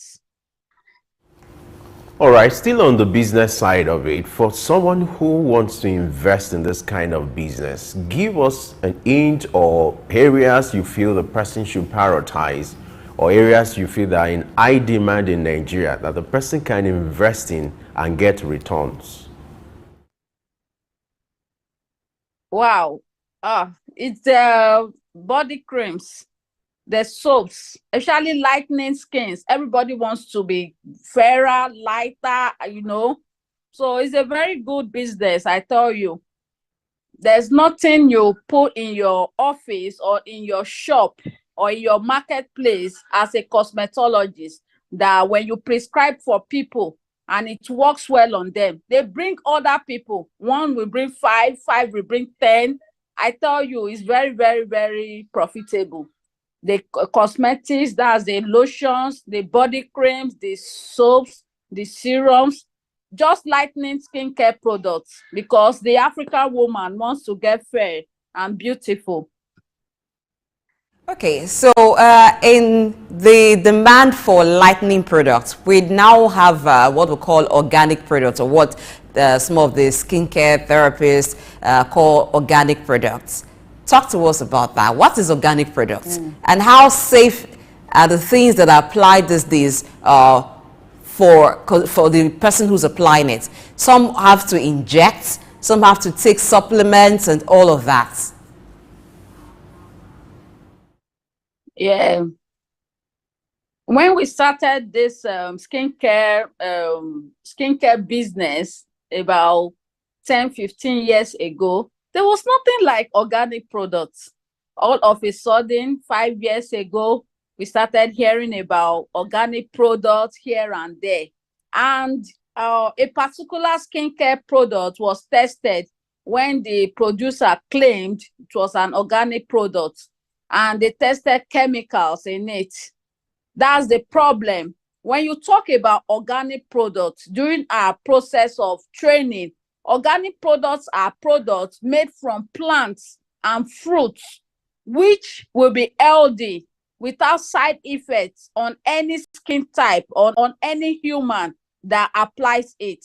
But these days, organic products that we hear about are 3 days lightning, 7 days lightning, which ought not to be so. There's no organic product that ought to lighten within 3 to 7 days or within 7 to 14 days. It's wrong. It means those products are not organic. They are just lying. They are telling us what we ought to hear. Chemicals in a product, and they form it's organic, so that when we hear it's organic, and organic can lighten us within 3 to 7 days, we just rush. We rush and get the products. And it isn't right. There's no organic made cream. Creams made from pawpaw, vegetables, carrots, and all that can heighten you within such amount of within a short period. It's wrong. So these days, organic products here, organic product there, and they mix with shampoos and relaxers. There are cases everywhere. Burn skin, fight every day because people are misleading people, calling chemical products organic products. That's my own viewpoint. That's interesting. There is a survey suggesting that you have more men taking interest in skincare for them to look good, unlike in the past where it was exclusive to women. From your own experience, I would like you to react to this survey and then probably explain what has led to this. I feel the clients we're getting these days, they are more of younger guys, like from the age of 25, 20, 18. They like, maybe because of the trend in fashion, I don't know. I see more of guys or boys coming into into our spa to look good. And I prefer the male coming in than the ladies, because the male, they pay more. The guys can pay any amount for them to look good. Especially the pimples prone face, adolescent pimples, and all these pigmentations, black spots affecting teenagers, especially guys, blacks, and these days, guys will come in to ask for full body spa. They want to just wash the whole of their body, cleanse the whole system and all that. And what I've discovered is that the ladies are even going behind. The men are coming forward. I don't know, maybe peer influence. I think so. I think so. That's why the guys are coming in. They just want to look good for the girls these days. And it's common amongst the teenagers and the middle-aged men from 25 down to the age of 18. Okay, so for all of this treatment that you do, what role does technology play in this business? Technology, yes. These days, we have more machines. Unlike when we started, we had fewer machines to operate. So we were using massaging techniques for facials, for body spa, and all that. But these days, we have so many kinds of machines that can help remove acne spots, that can help remove sunburn. Technology is really playing a very great role, because when we use these machines in conjunction with our in conjunction with our theory or what we know, it gives us a faster result. Technology helps in bringing out the skin color, in bringing out the positive results when we are attending to a client. So I think that technology is playing a very good role. There's this body, all those days when you want to steam somebody's face, you just boil water, you use towel to cover the face of the client for, adequate steaming. But these days we have the steaming machine, which can steam in seconds. It makes our work more easier. It makes our work more faster and more efficient. That's what I've seen about technology. It's interesting to know that technology is making your job easier and faster. All right, we'll go on a short break now. Aminat is still here with us, but we'll be right back to discuss more with her. Stay with us.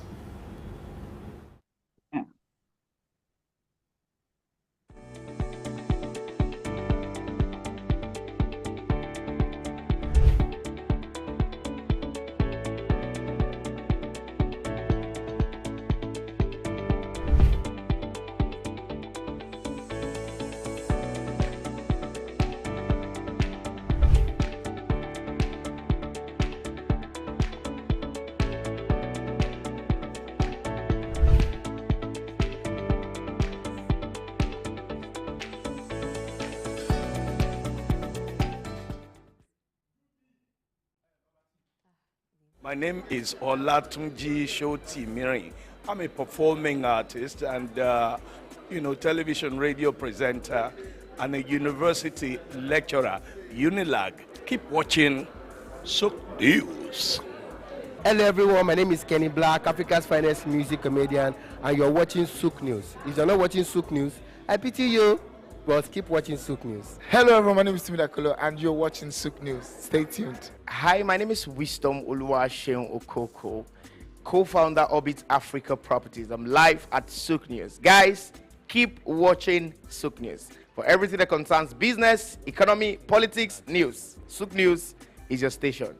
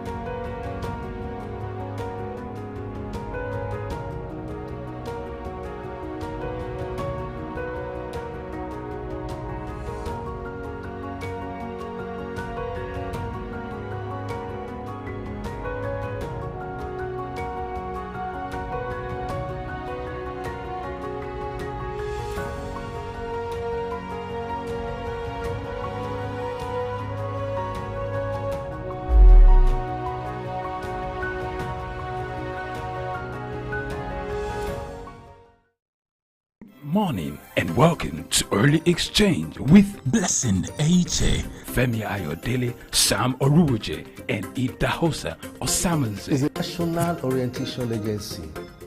It's, as far as I'm concerned, very ideal and unprofessional. Government says that subsidy is not in oil and government is not supposed to be paying subsidy in oil. Energy or whatever kind of oil-based solution we will be looking at. Today we are conducting mining today. Solid minerals, as an example, is, in no disrespect to anybody, is abysmal. We definitely need improvements in those areas. Of course, there are infrastructural needs. This is Early Exchange, shaping policy, advancing development.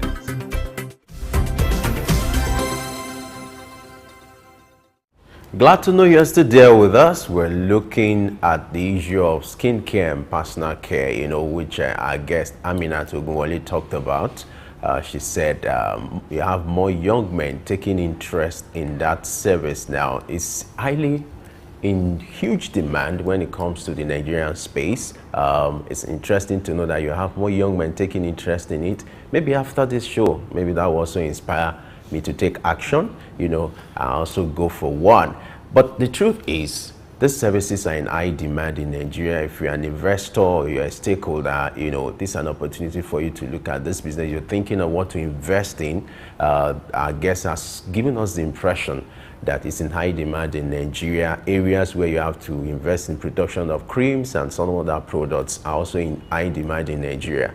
And interestingly, she gave a good recommendation about the products that are made locally, that they are doing well in the market. All right, let me take the discussion to Blessing. You know, it's quite interesting to know that men are taking interest in these young men, you know, because they actually want to look good for their girlfriends or for their wives and all that. Maybe that balances the equation.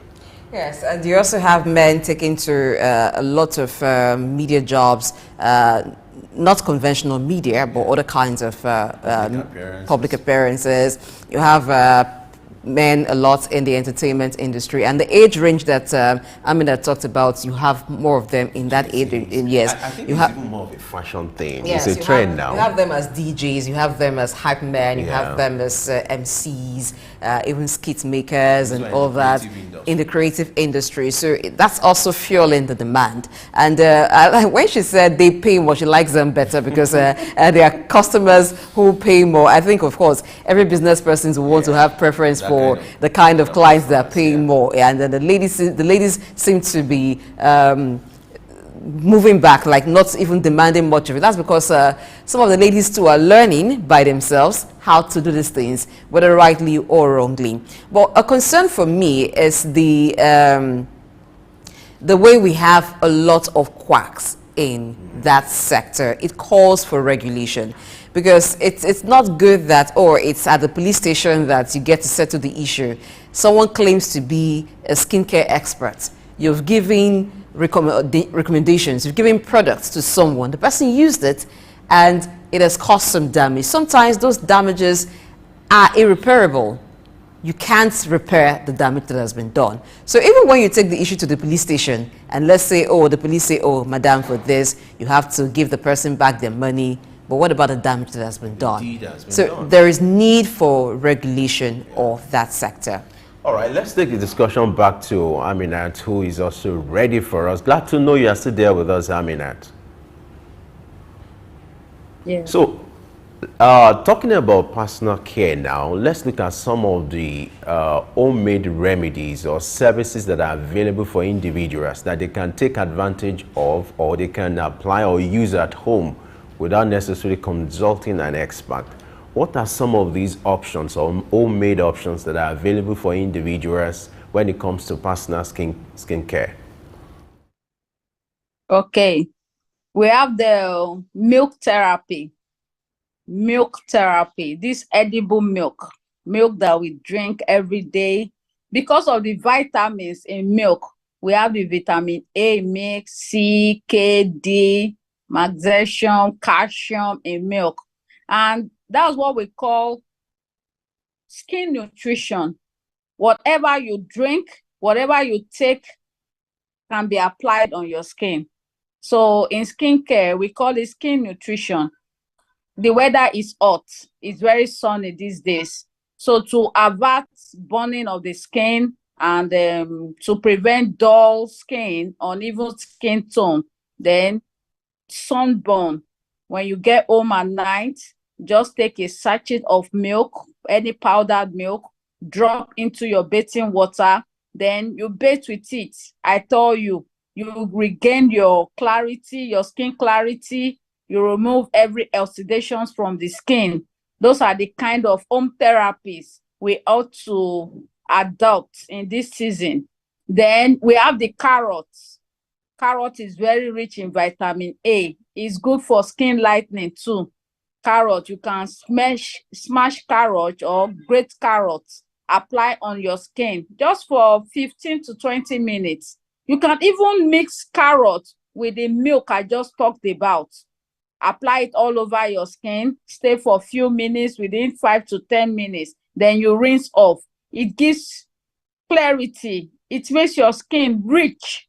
The way you eat carrots, and it's very okay from the system, that's how it will be fine on your skin.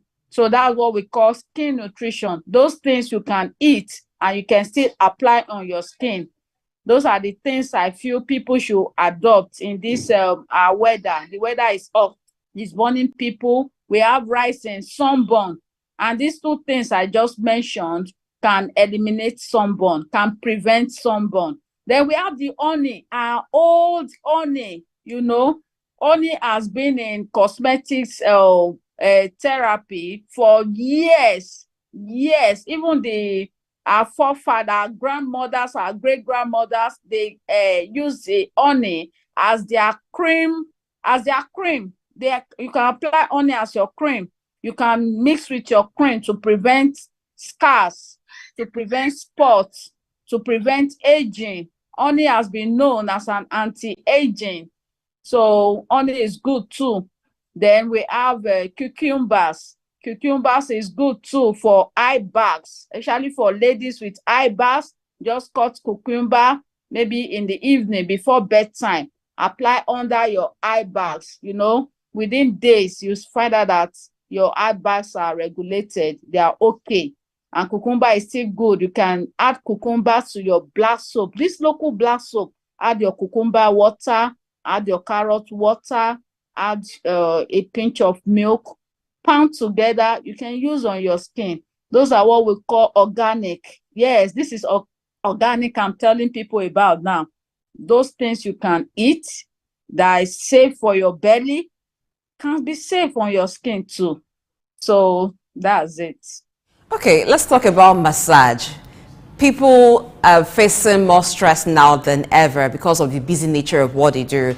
What kind of massage do you recommend, and how long does it take? Because it may seem like some people may feel, what time do I have to go stay for 1 hour doing body massage and all? What kind of massage do you recommend, and how long does it take? A Thai massage is okay. Thai massage is gotten from Thailand. They are Asians are very good in this massaging therapy. They are very, very good. So most times we learn Thai massage, and Thai massage is concentrating on the areas. Basically, you have pains, you have discomfort, and it takes within 30 minutes. 30 minutes, just 30 minutes of your time once a month.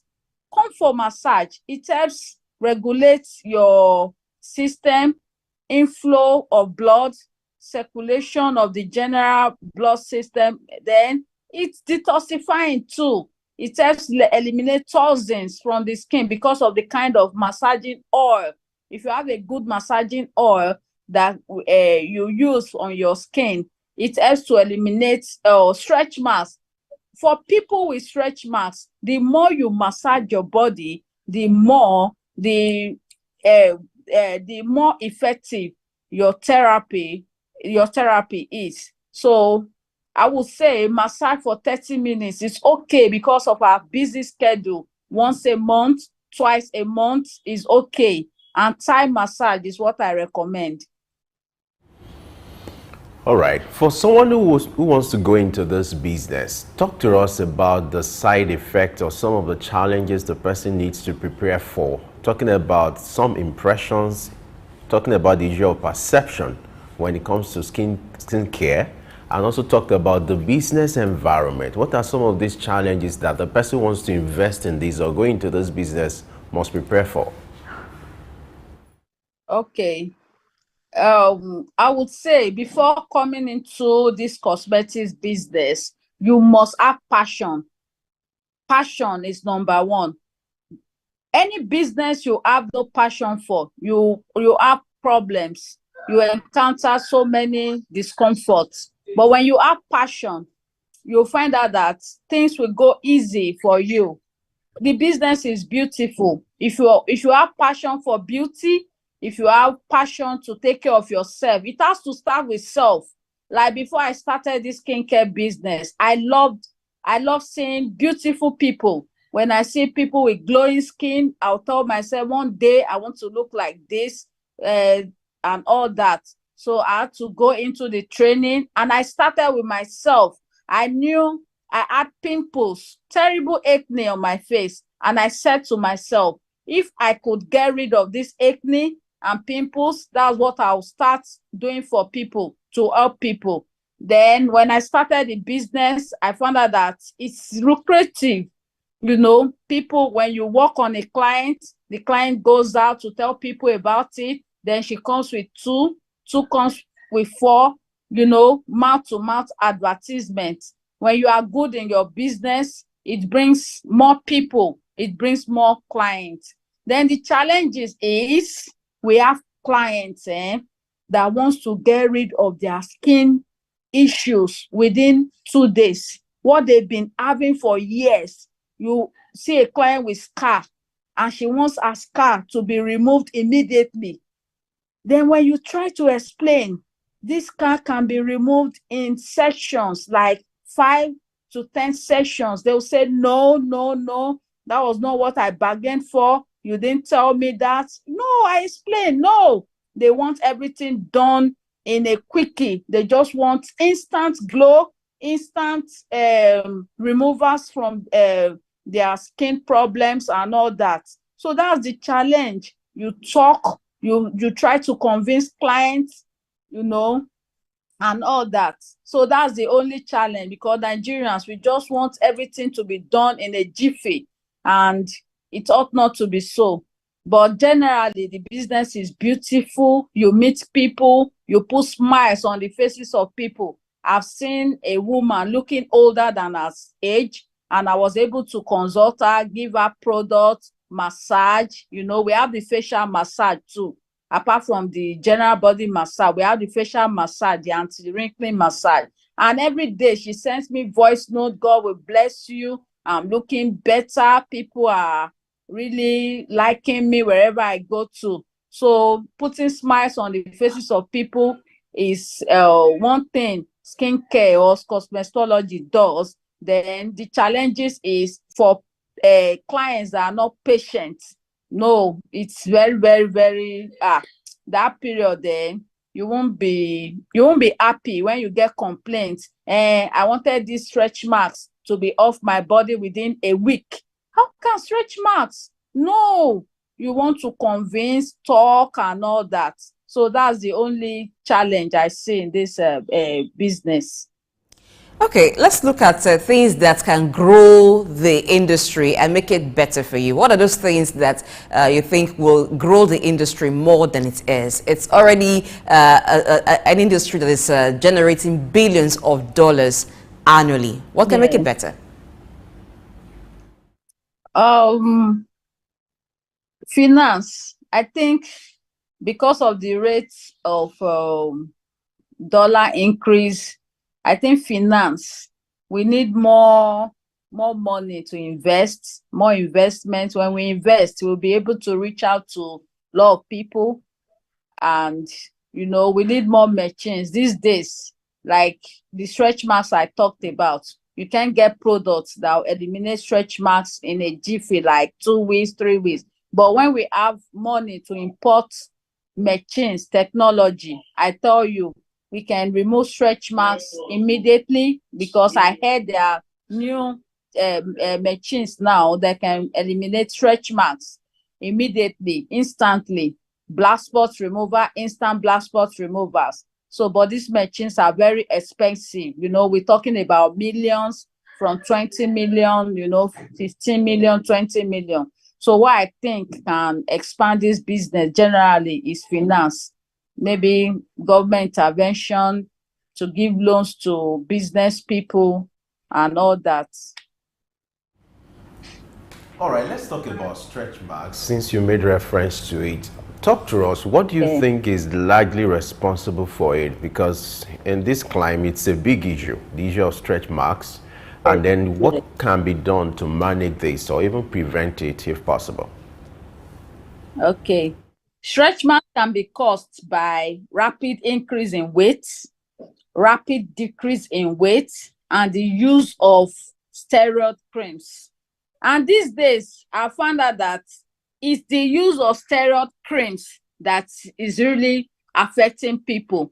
when you use a particular product, which is much, much higher, maybe the chemicals in the product is just too much, it will just start causing terrible black stretch marks. When you see ladies with black or red stretch marks, it's caused by the usage of chemical products, either soap, cream, or oils. And what can we use? What can we do to avert this problem of stretch marks? Ladies should reduce the rate at which they want to lighten or bleach their skin. That was why I said the CEM method is the best method. Exfoliate and moisturize more frequently for people with stretch mark problems. When you exfoliate, you moisturize your skin, you find out that the stretch marks by day will start decreasing. Drink a lot of water. You know, most people, they don't drink water. Water is a first therapy in skincare routine. When you drink plenty of water, it makes your skin glow. 8 to 10 glasses of water a day. It eliminates any kind of skin issues. So for people with stretch marks, moisturize. Try to exfoliate and moisturize your skin. Stop using bleaching creams, lightening creams, 3 days lightening, 7 days lightening, and all that. Learn to moisturize more than using your bleaching creams. Okay, thank you very much, Amina Tugunwole, the CEO of Fortune Skincare. We're not going to let you go just yet. There's something that Femi still wants to ask you. All right, let's look at the side effects of wrong application or the use of fake products. It's a challenge also, and I would like you to address it, to give hints to what to be done. The use of, the side effects and the health implication of using the wrong products or not applying the way it ought to be done. So give us an overview or a background to the side effects and the health implication. Yeah.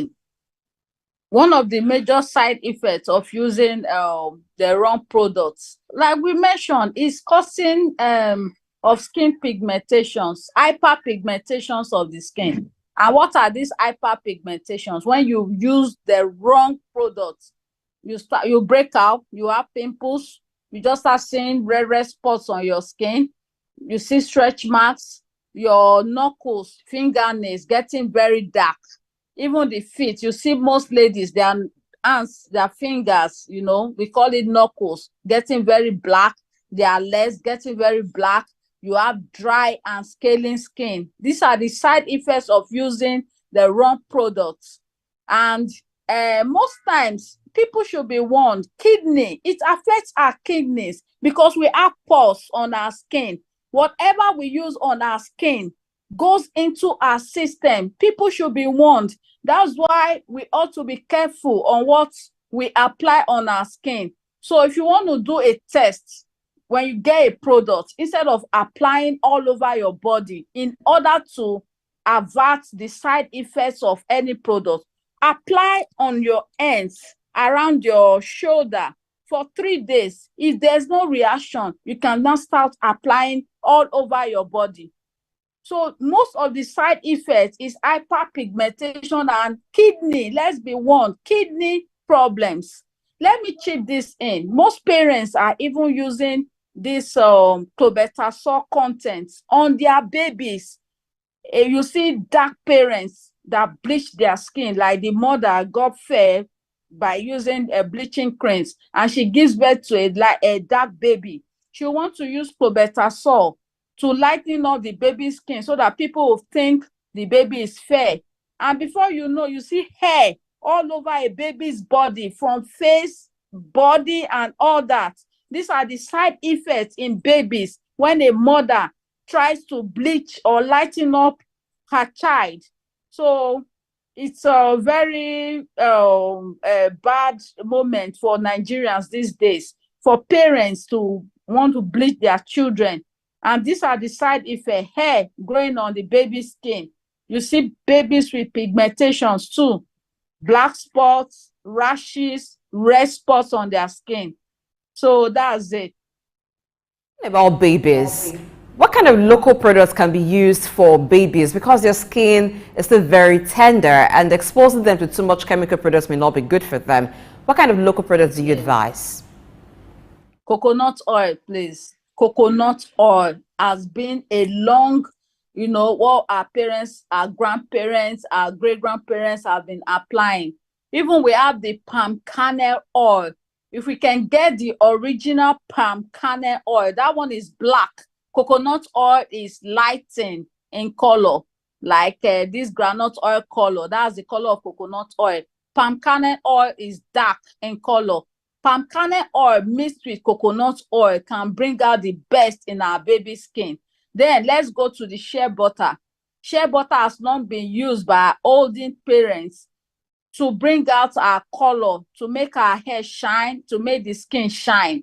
So these are the things for the first 6 months or the first 1 year of a baby's life. Parents ought to apply either coconut oil, palm kernel oil, shea butter. Then we have original Vaseline. We have Vaseline, good Vaselines in the market. Long old loosening Vaseline, Vaseline that can help the baby skin too. I tell you, instead of applying chemical lighting skincare products on their baby skin. So these are things we have long been used and up till date is still working. I would like tips, a form of education on how to determine the right product for the right skin or suitable for the skin. Maybe as a dark person or you're lighter, what kind of products are suitable for these categories? I would like you to give us an orientation so that it's easier for people to know how to source for the right products and the ones suitable for their skin. Basically, it's written on when you go to a cosmetic shop, it's written on it. Product for dark skin, it's written on it. Get products for dark skin. Then we have, if you are fair and you want to lighten up a bit, the toning. There's whitenizer. You can see it's written on these products. You can easily, because these days, this is not an era where you start taking your cream to a cosmetic because of the busy schedule, a cosmetology and all that.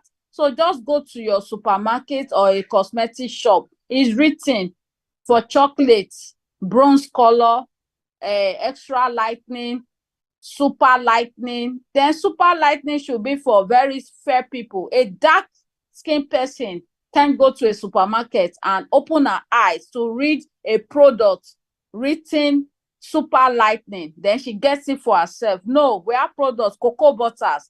Then cocoa butter should be meant for dark skin people. We have complexion cream. Complexion creams are for chocolate people. When you see complexion creams, it means when you are neither dark nor fair, you are in between. Caramel is for those kind of people. Then we have, when you are lighting in color, we have for fair skin. Then if you want to have a shade lighter or 2 shades lighter than your skin, we have the extra lightening. So it's written, technology has gone beyond, you parabolating or going helter-skelter looking for creams that will suit your skin. It's written on the creams or lotions you want to buy. All right. Given our weather, during the day it's mostly hot. And there are creams that there are cosmetic products that some cosmetologists will advise you use only at night. Some use during the day. What's your take on that, and why does such advice comes? Yes, when you use, during the night, the weather is calm. Then whatever product you want to use at night, especially for those that are fair or that wants to be lightened, that wants to get fairer, you use your night products. Night products brings out your color, like brightens more because of the UV rays of the sun. Then the morning products are milder. They are just mere moisturizers that will moisturize your skin during the day, so that even if you goes out into the sun won't affect you. That's why we have the morning cream and the night creams. So for people that wants to tone, it's basically for fair people. Light-skinned people have their night cream and their day cream. But if you are dark, I don't think you need a night cream. You just need your moisturizer on the go. So that's my take on that. All right, Aminat Ogunwole, CEO, Fortune Skincare and Spa. We want to thank you for your intervention. No doubt you've lived up to expectation, and we're quite grateful for spending time with us on Early Exchange, talking about skincare and personal care in Nigeria and beyond. Thank you so much for spending time with us on Early Exchange this morning. All right, like we always say, Early Exchange will always get bigger and better. And now, to serve the interest of our viewers, we've decided to introduce a sports segment on this show. We're starting from today, and it's going to be a norm just to spice up the program. And henceforth, you'll be having sports segment on this show. So we'll go on a short break now. Our sport anchors will be here in the studio to give you tips, the latest development in the sports sector. Stay with us.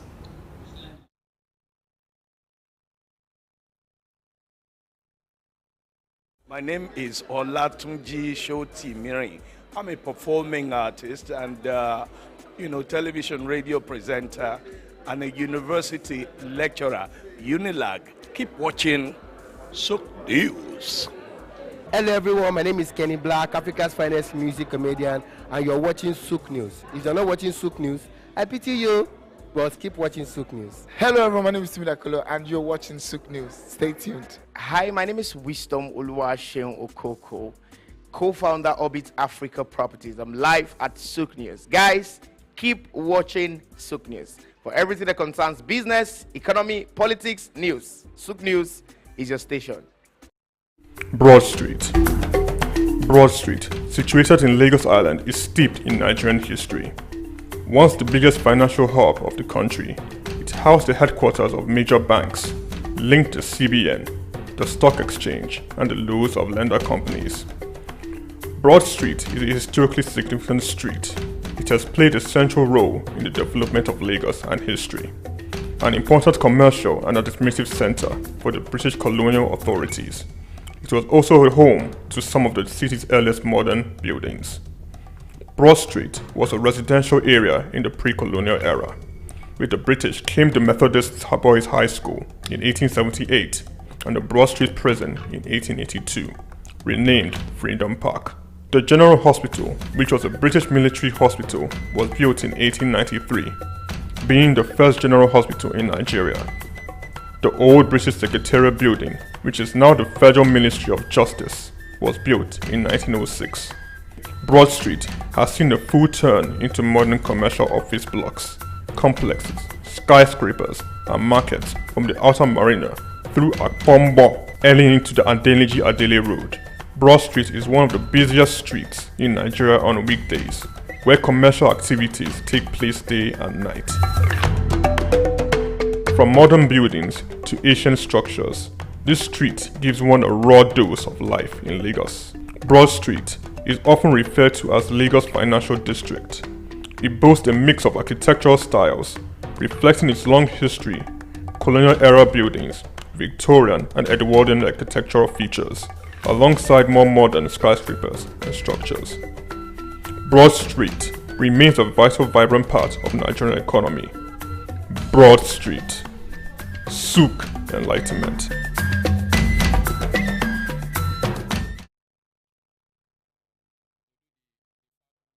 My name is Olatunji Shoti.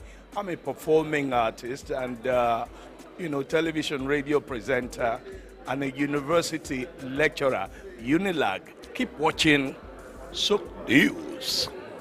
Hello everyone, my name is Kenny Black, Africa's finest music comedian, and you're watching Sook News. If you're not watching Sook News, I pity you, but keep watching Sook News. Hello everyone, my name is Timidakolo and you're watching Sook News. Stay tuned. Hi, my name is Wisdom Oluwaseun Okoko, co-founder Orbit Africa Properties. I'm live at Sook News. Guys, keep watching Sook News. For everything that concerns business, economy, politics, news, Sook News is your station.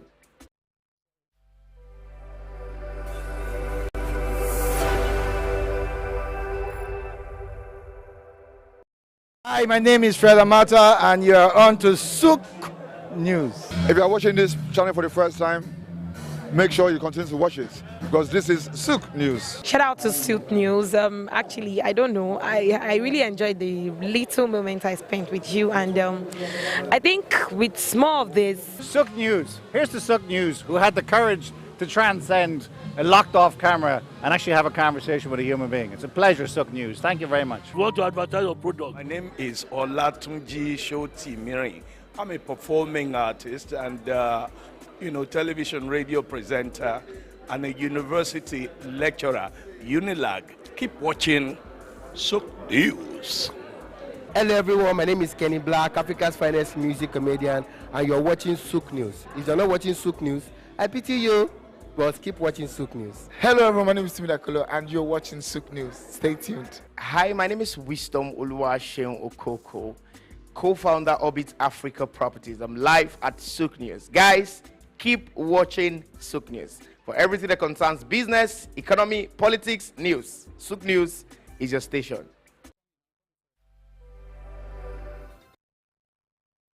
Good morning and welcome to Early Exchange with Blessing Aiche, Femi Ayodele, Sam Oruoje, and Idahosa Osamanze. It's a national orientation agency.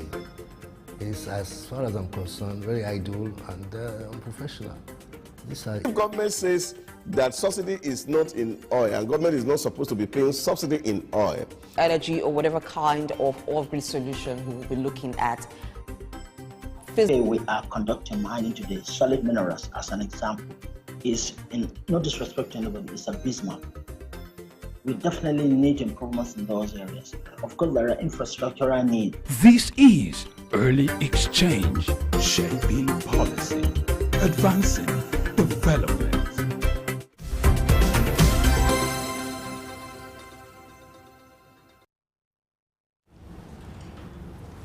Hello, it's a beautiful Friday morning and you're welcome to Sports View on Early Exchange, all right? So the conversation is still on. We're moving from your regular to a sport, something to start up the weekend. You know how it is. So I'm not alone. I am Juvie Ufiene and I'm here with our fine boy. Charles, what's up with you? I'm good. It's nice to be here on Sport View, dishing it out as it is. All right, man. For lovers of sports, so you can always get sports information from us on Souk News, all right, on Early Exchange. So we do this every other day, henceforth. So we're looking at happenings in Europe. So we'll talk of one of our own. Yeah, our very own. Victor Our very Osimhen. own, the star boy for the moment, Victor.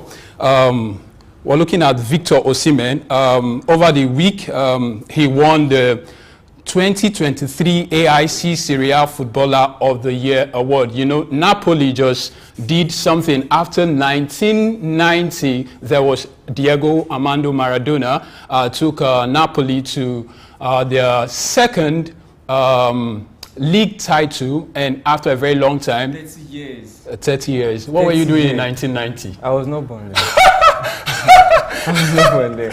All right, I remember Italian 90, Roger Miller, and the rest of them. So with this, Ballon d'Or just ended. Some of us have got hope. We felt maybe Victor will get something, but what do you think about, did he actually stand a chance in that category? Well, when you talk about Ballon d'Or and Victor Osimhen standing a chance, when you look at those people he has to compete with, he has to compete with the likes of the Messi, the Haaland, the Kylian Mbappe. I mean, it's a difficult thing for an African to just come up and win all of a sudden. Because I'm not saying he did bad, or he didn't do bad. I mean, finishing above the likes of Lewandowski, the Salahs, finishing above Modric is a big feat. Finishing 8th in the Ballon d'Or ranking, that's a very big feat for an African, and so especially for our own Nigerian, Victor Osimhen, that's very, very good. And also, well, it's a great stuff. Do you think, with the start of the season, do you think his performance this season, do you think he could sustain? Because one of the problems I observed with Nigerian players over the years, yes, do you think he can sustain this pace, this form? Well, It's achievable, because if you look at his work ethics, I think that goes a long way to play a vital or a pivotal role in his performances. Although this season, I think he went on a slow start, given that he was injured. He was injured at some point. But now that he's back in the side, now that he's back in the Napoli side, you see that they have more potentials to winning games. They have more potential. That he gives them that attacking stride, that attacking strength up front. Because when you have the likes of Anguissa and the rest running the midfield, but then there's no end product, because their star man, which is Victor Osimhen, their star striker, who was very, very instrumental in their winning the Scudetto last season, was missing. But now that he's back, he gives them a straight or a direct, will I say, cutthroat agenda when it comes to implementing their game plan. You get it? So he's more or less like the head that they need, that was missing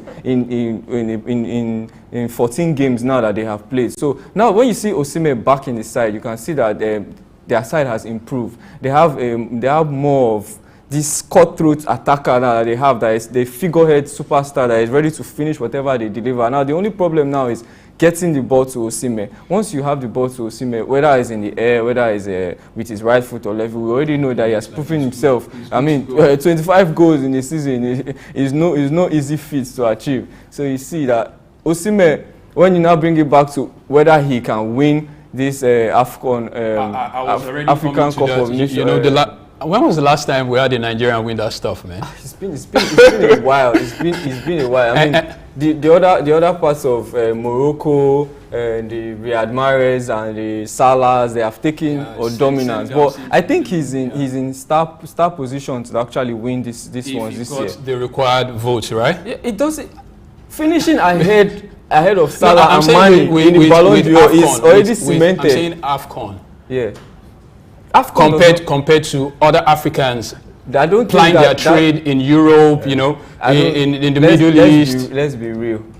I don't think his performance in AFCON would hinder his progress with the here. CAF stuff. No, it does. It's not going to hinder his progress. Because how many of them? Look at Salah.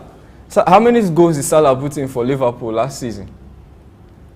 How many? Yes, he got double figures. It's 22. It wasn't his best. It wasn't. Best season. When you compare him with the likes of those that are on the 30-man shortlist, Osimhen is the right pick.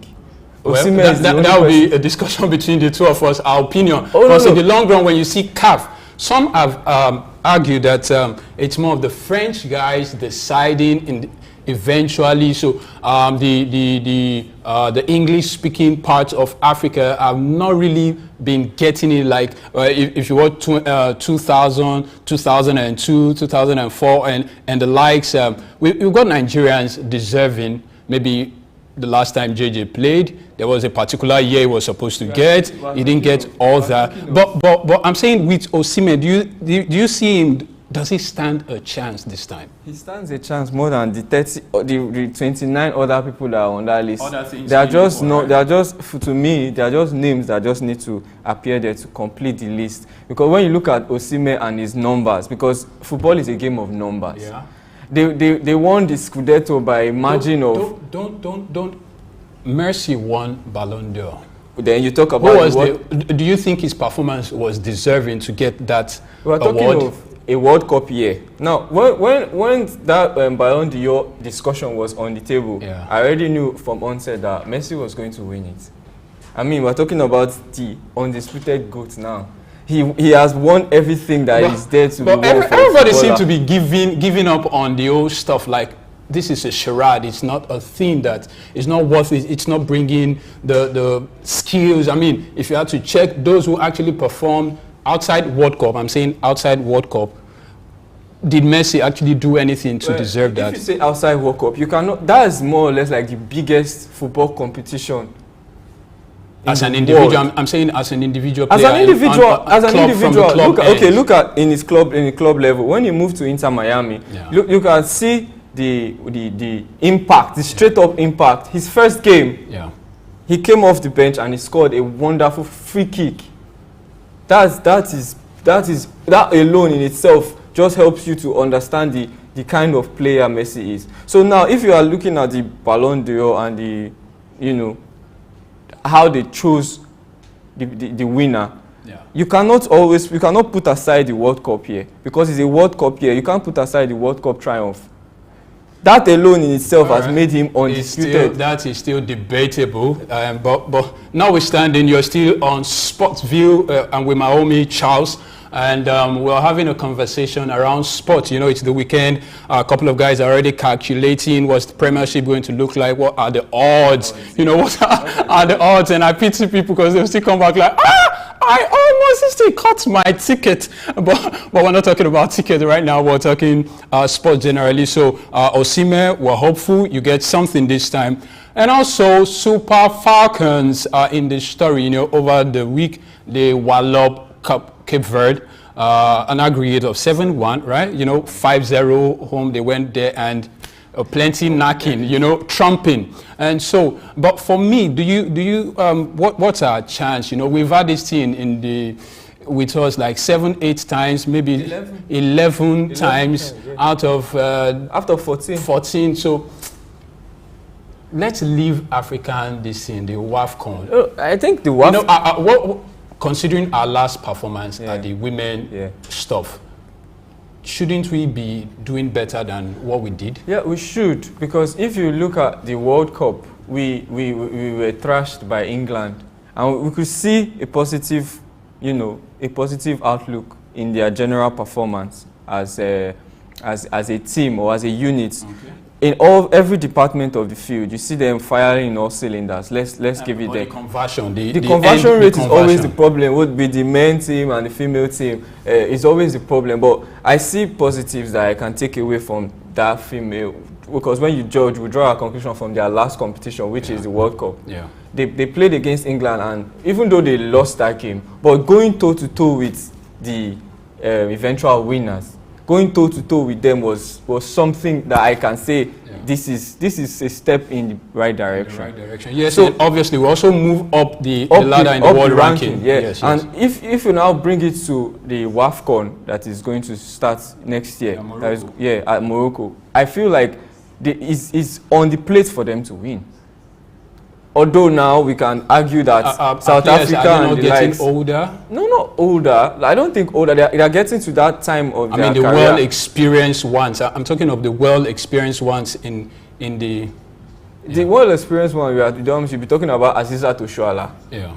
She still brings in the heat for Barcelona every week. She still brings in the heat when you talk about Champions League, the Women Champions League, and all that. So I can say we are expecting good. We are expecting the best performance that we can get from our female team, with the Super Falcons, and they should just really go out there and prove us right and just bring this trophy back. While you're speaking, I was just thinking on a final note, because we're running out of time right now. What do we do to build our local leagues? You know, females. Yeah. Well, our local leagues for the men's side of this football is improving. Yeah, MPL. Yeah, it used to be run by government, or you see state governments running this thing, but now local investors have put. I watched a recent game of Sporting Lagos, and the atmosphere was electric. Although we still talk about the ticketing and how they can improve, but the atmosphere was electric. You see the fans turning up to come and watch, because these guys are great and they are our own, so we should support them. And also you're talking of Lagos. All right, so I think unfortunately, I hate to say this, we'll have to go on the show. Do well to join us on Early Exchange on Sportsview. We'll be doing this back to back. We'll be doing this back to back every other time. When you come on Early Exchange, we'll be doing this. You join. You might find me, you might find Charles, but there will be Sportsview on Early Exchange. I'm your own boy, Juvie Ufiene, and I'm Charlie Montero, like I'm popularly called, you know. Yeah, it's a great time. I think I enjoyed my time here. All right, if you enjoy your time, why not hook up with us on Early Exchange? Do have yourself a beautiful weekend. Good morning. My name is Olatunji Shotimiri. I'm a performing artist and television radio presenter and a university lecturer, Unilag. Keep watching Souk News. Hello everyone, my name is Kenny Black, Africa's finest music comedian, and you're watching Souk News. If you're not watching Souk News, I pity you, but keep watching Souk News. Hello everyone, my name is Timmy Dakolo and you're watching Souk News. Stay tuned. Hi, my name is Wisdom Oluwaseun Okoko, co-founder Orbit Africa Properties. I'm live at Souk News. Guys, keep watching Souk News for everything that concerns.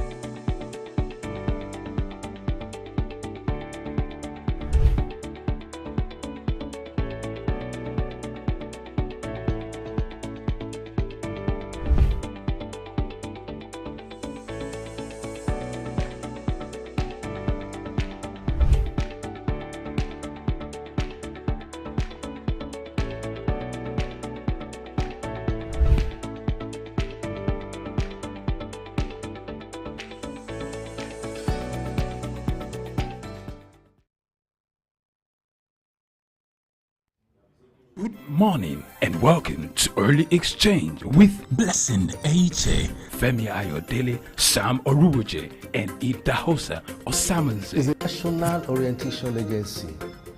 It's, as far as I'm concerned, very ideal and unprofessional. Government says that subsidy is not in oil, and government is not supposed to be paying subsidy in oil. Energy or whatever kind of off-grid solution we will be looking at. Today we are conducting mining today. Solid minerals, as an example, is, in no disrespect to anybody, is abysmal. We definitely need improvements in those areas. Of course, there are infrastructural needs. This is Early Exchange, shaping policy, advancing development.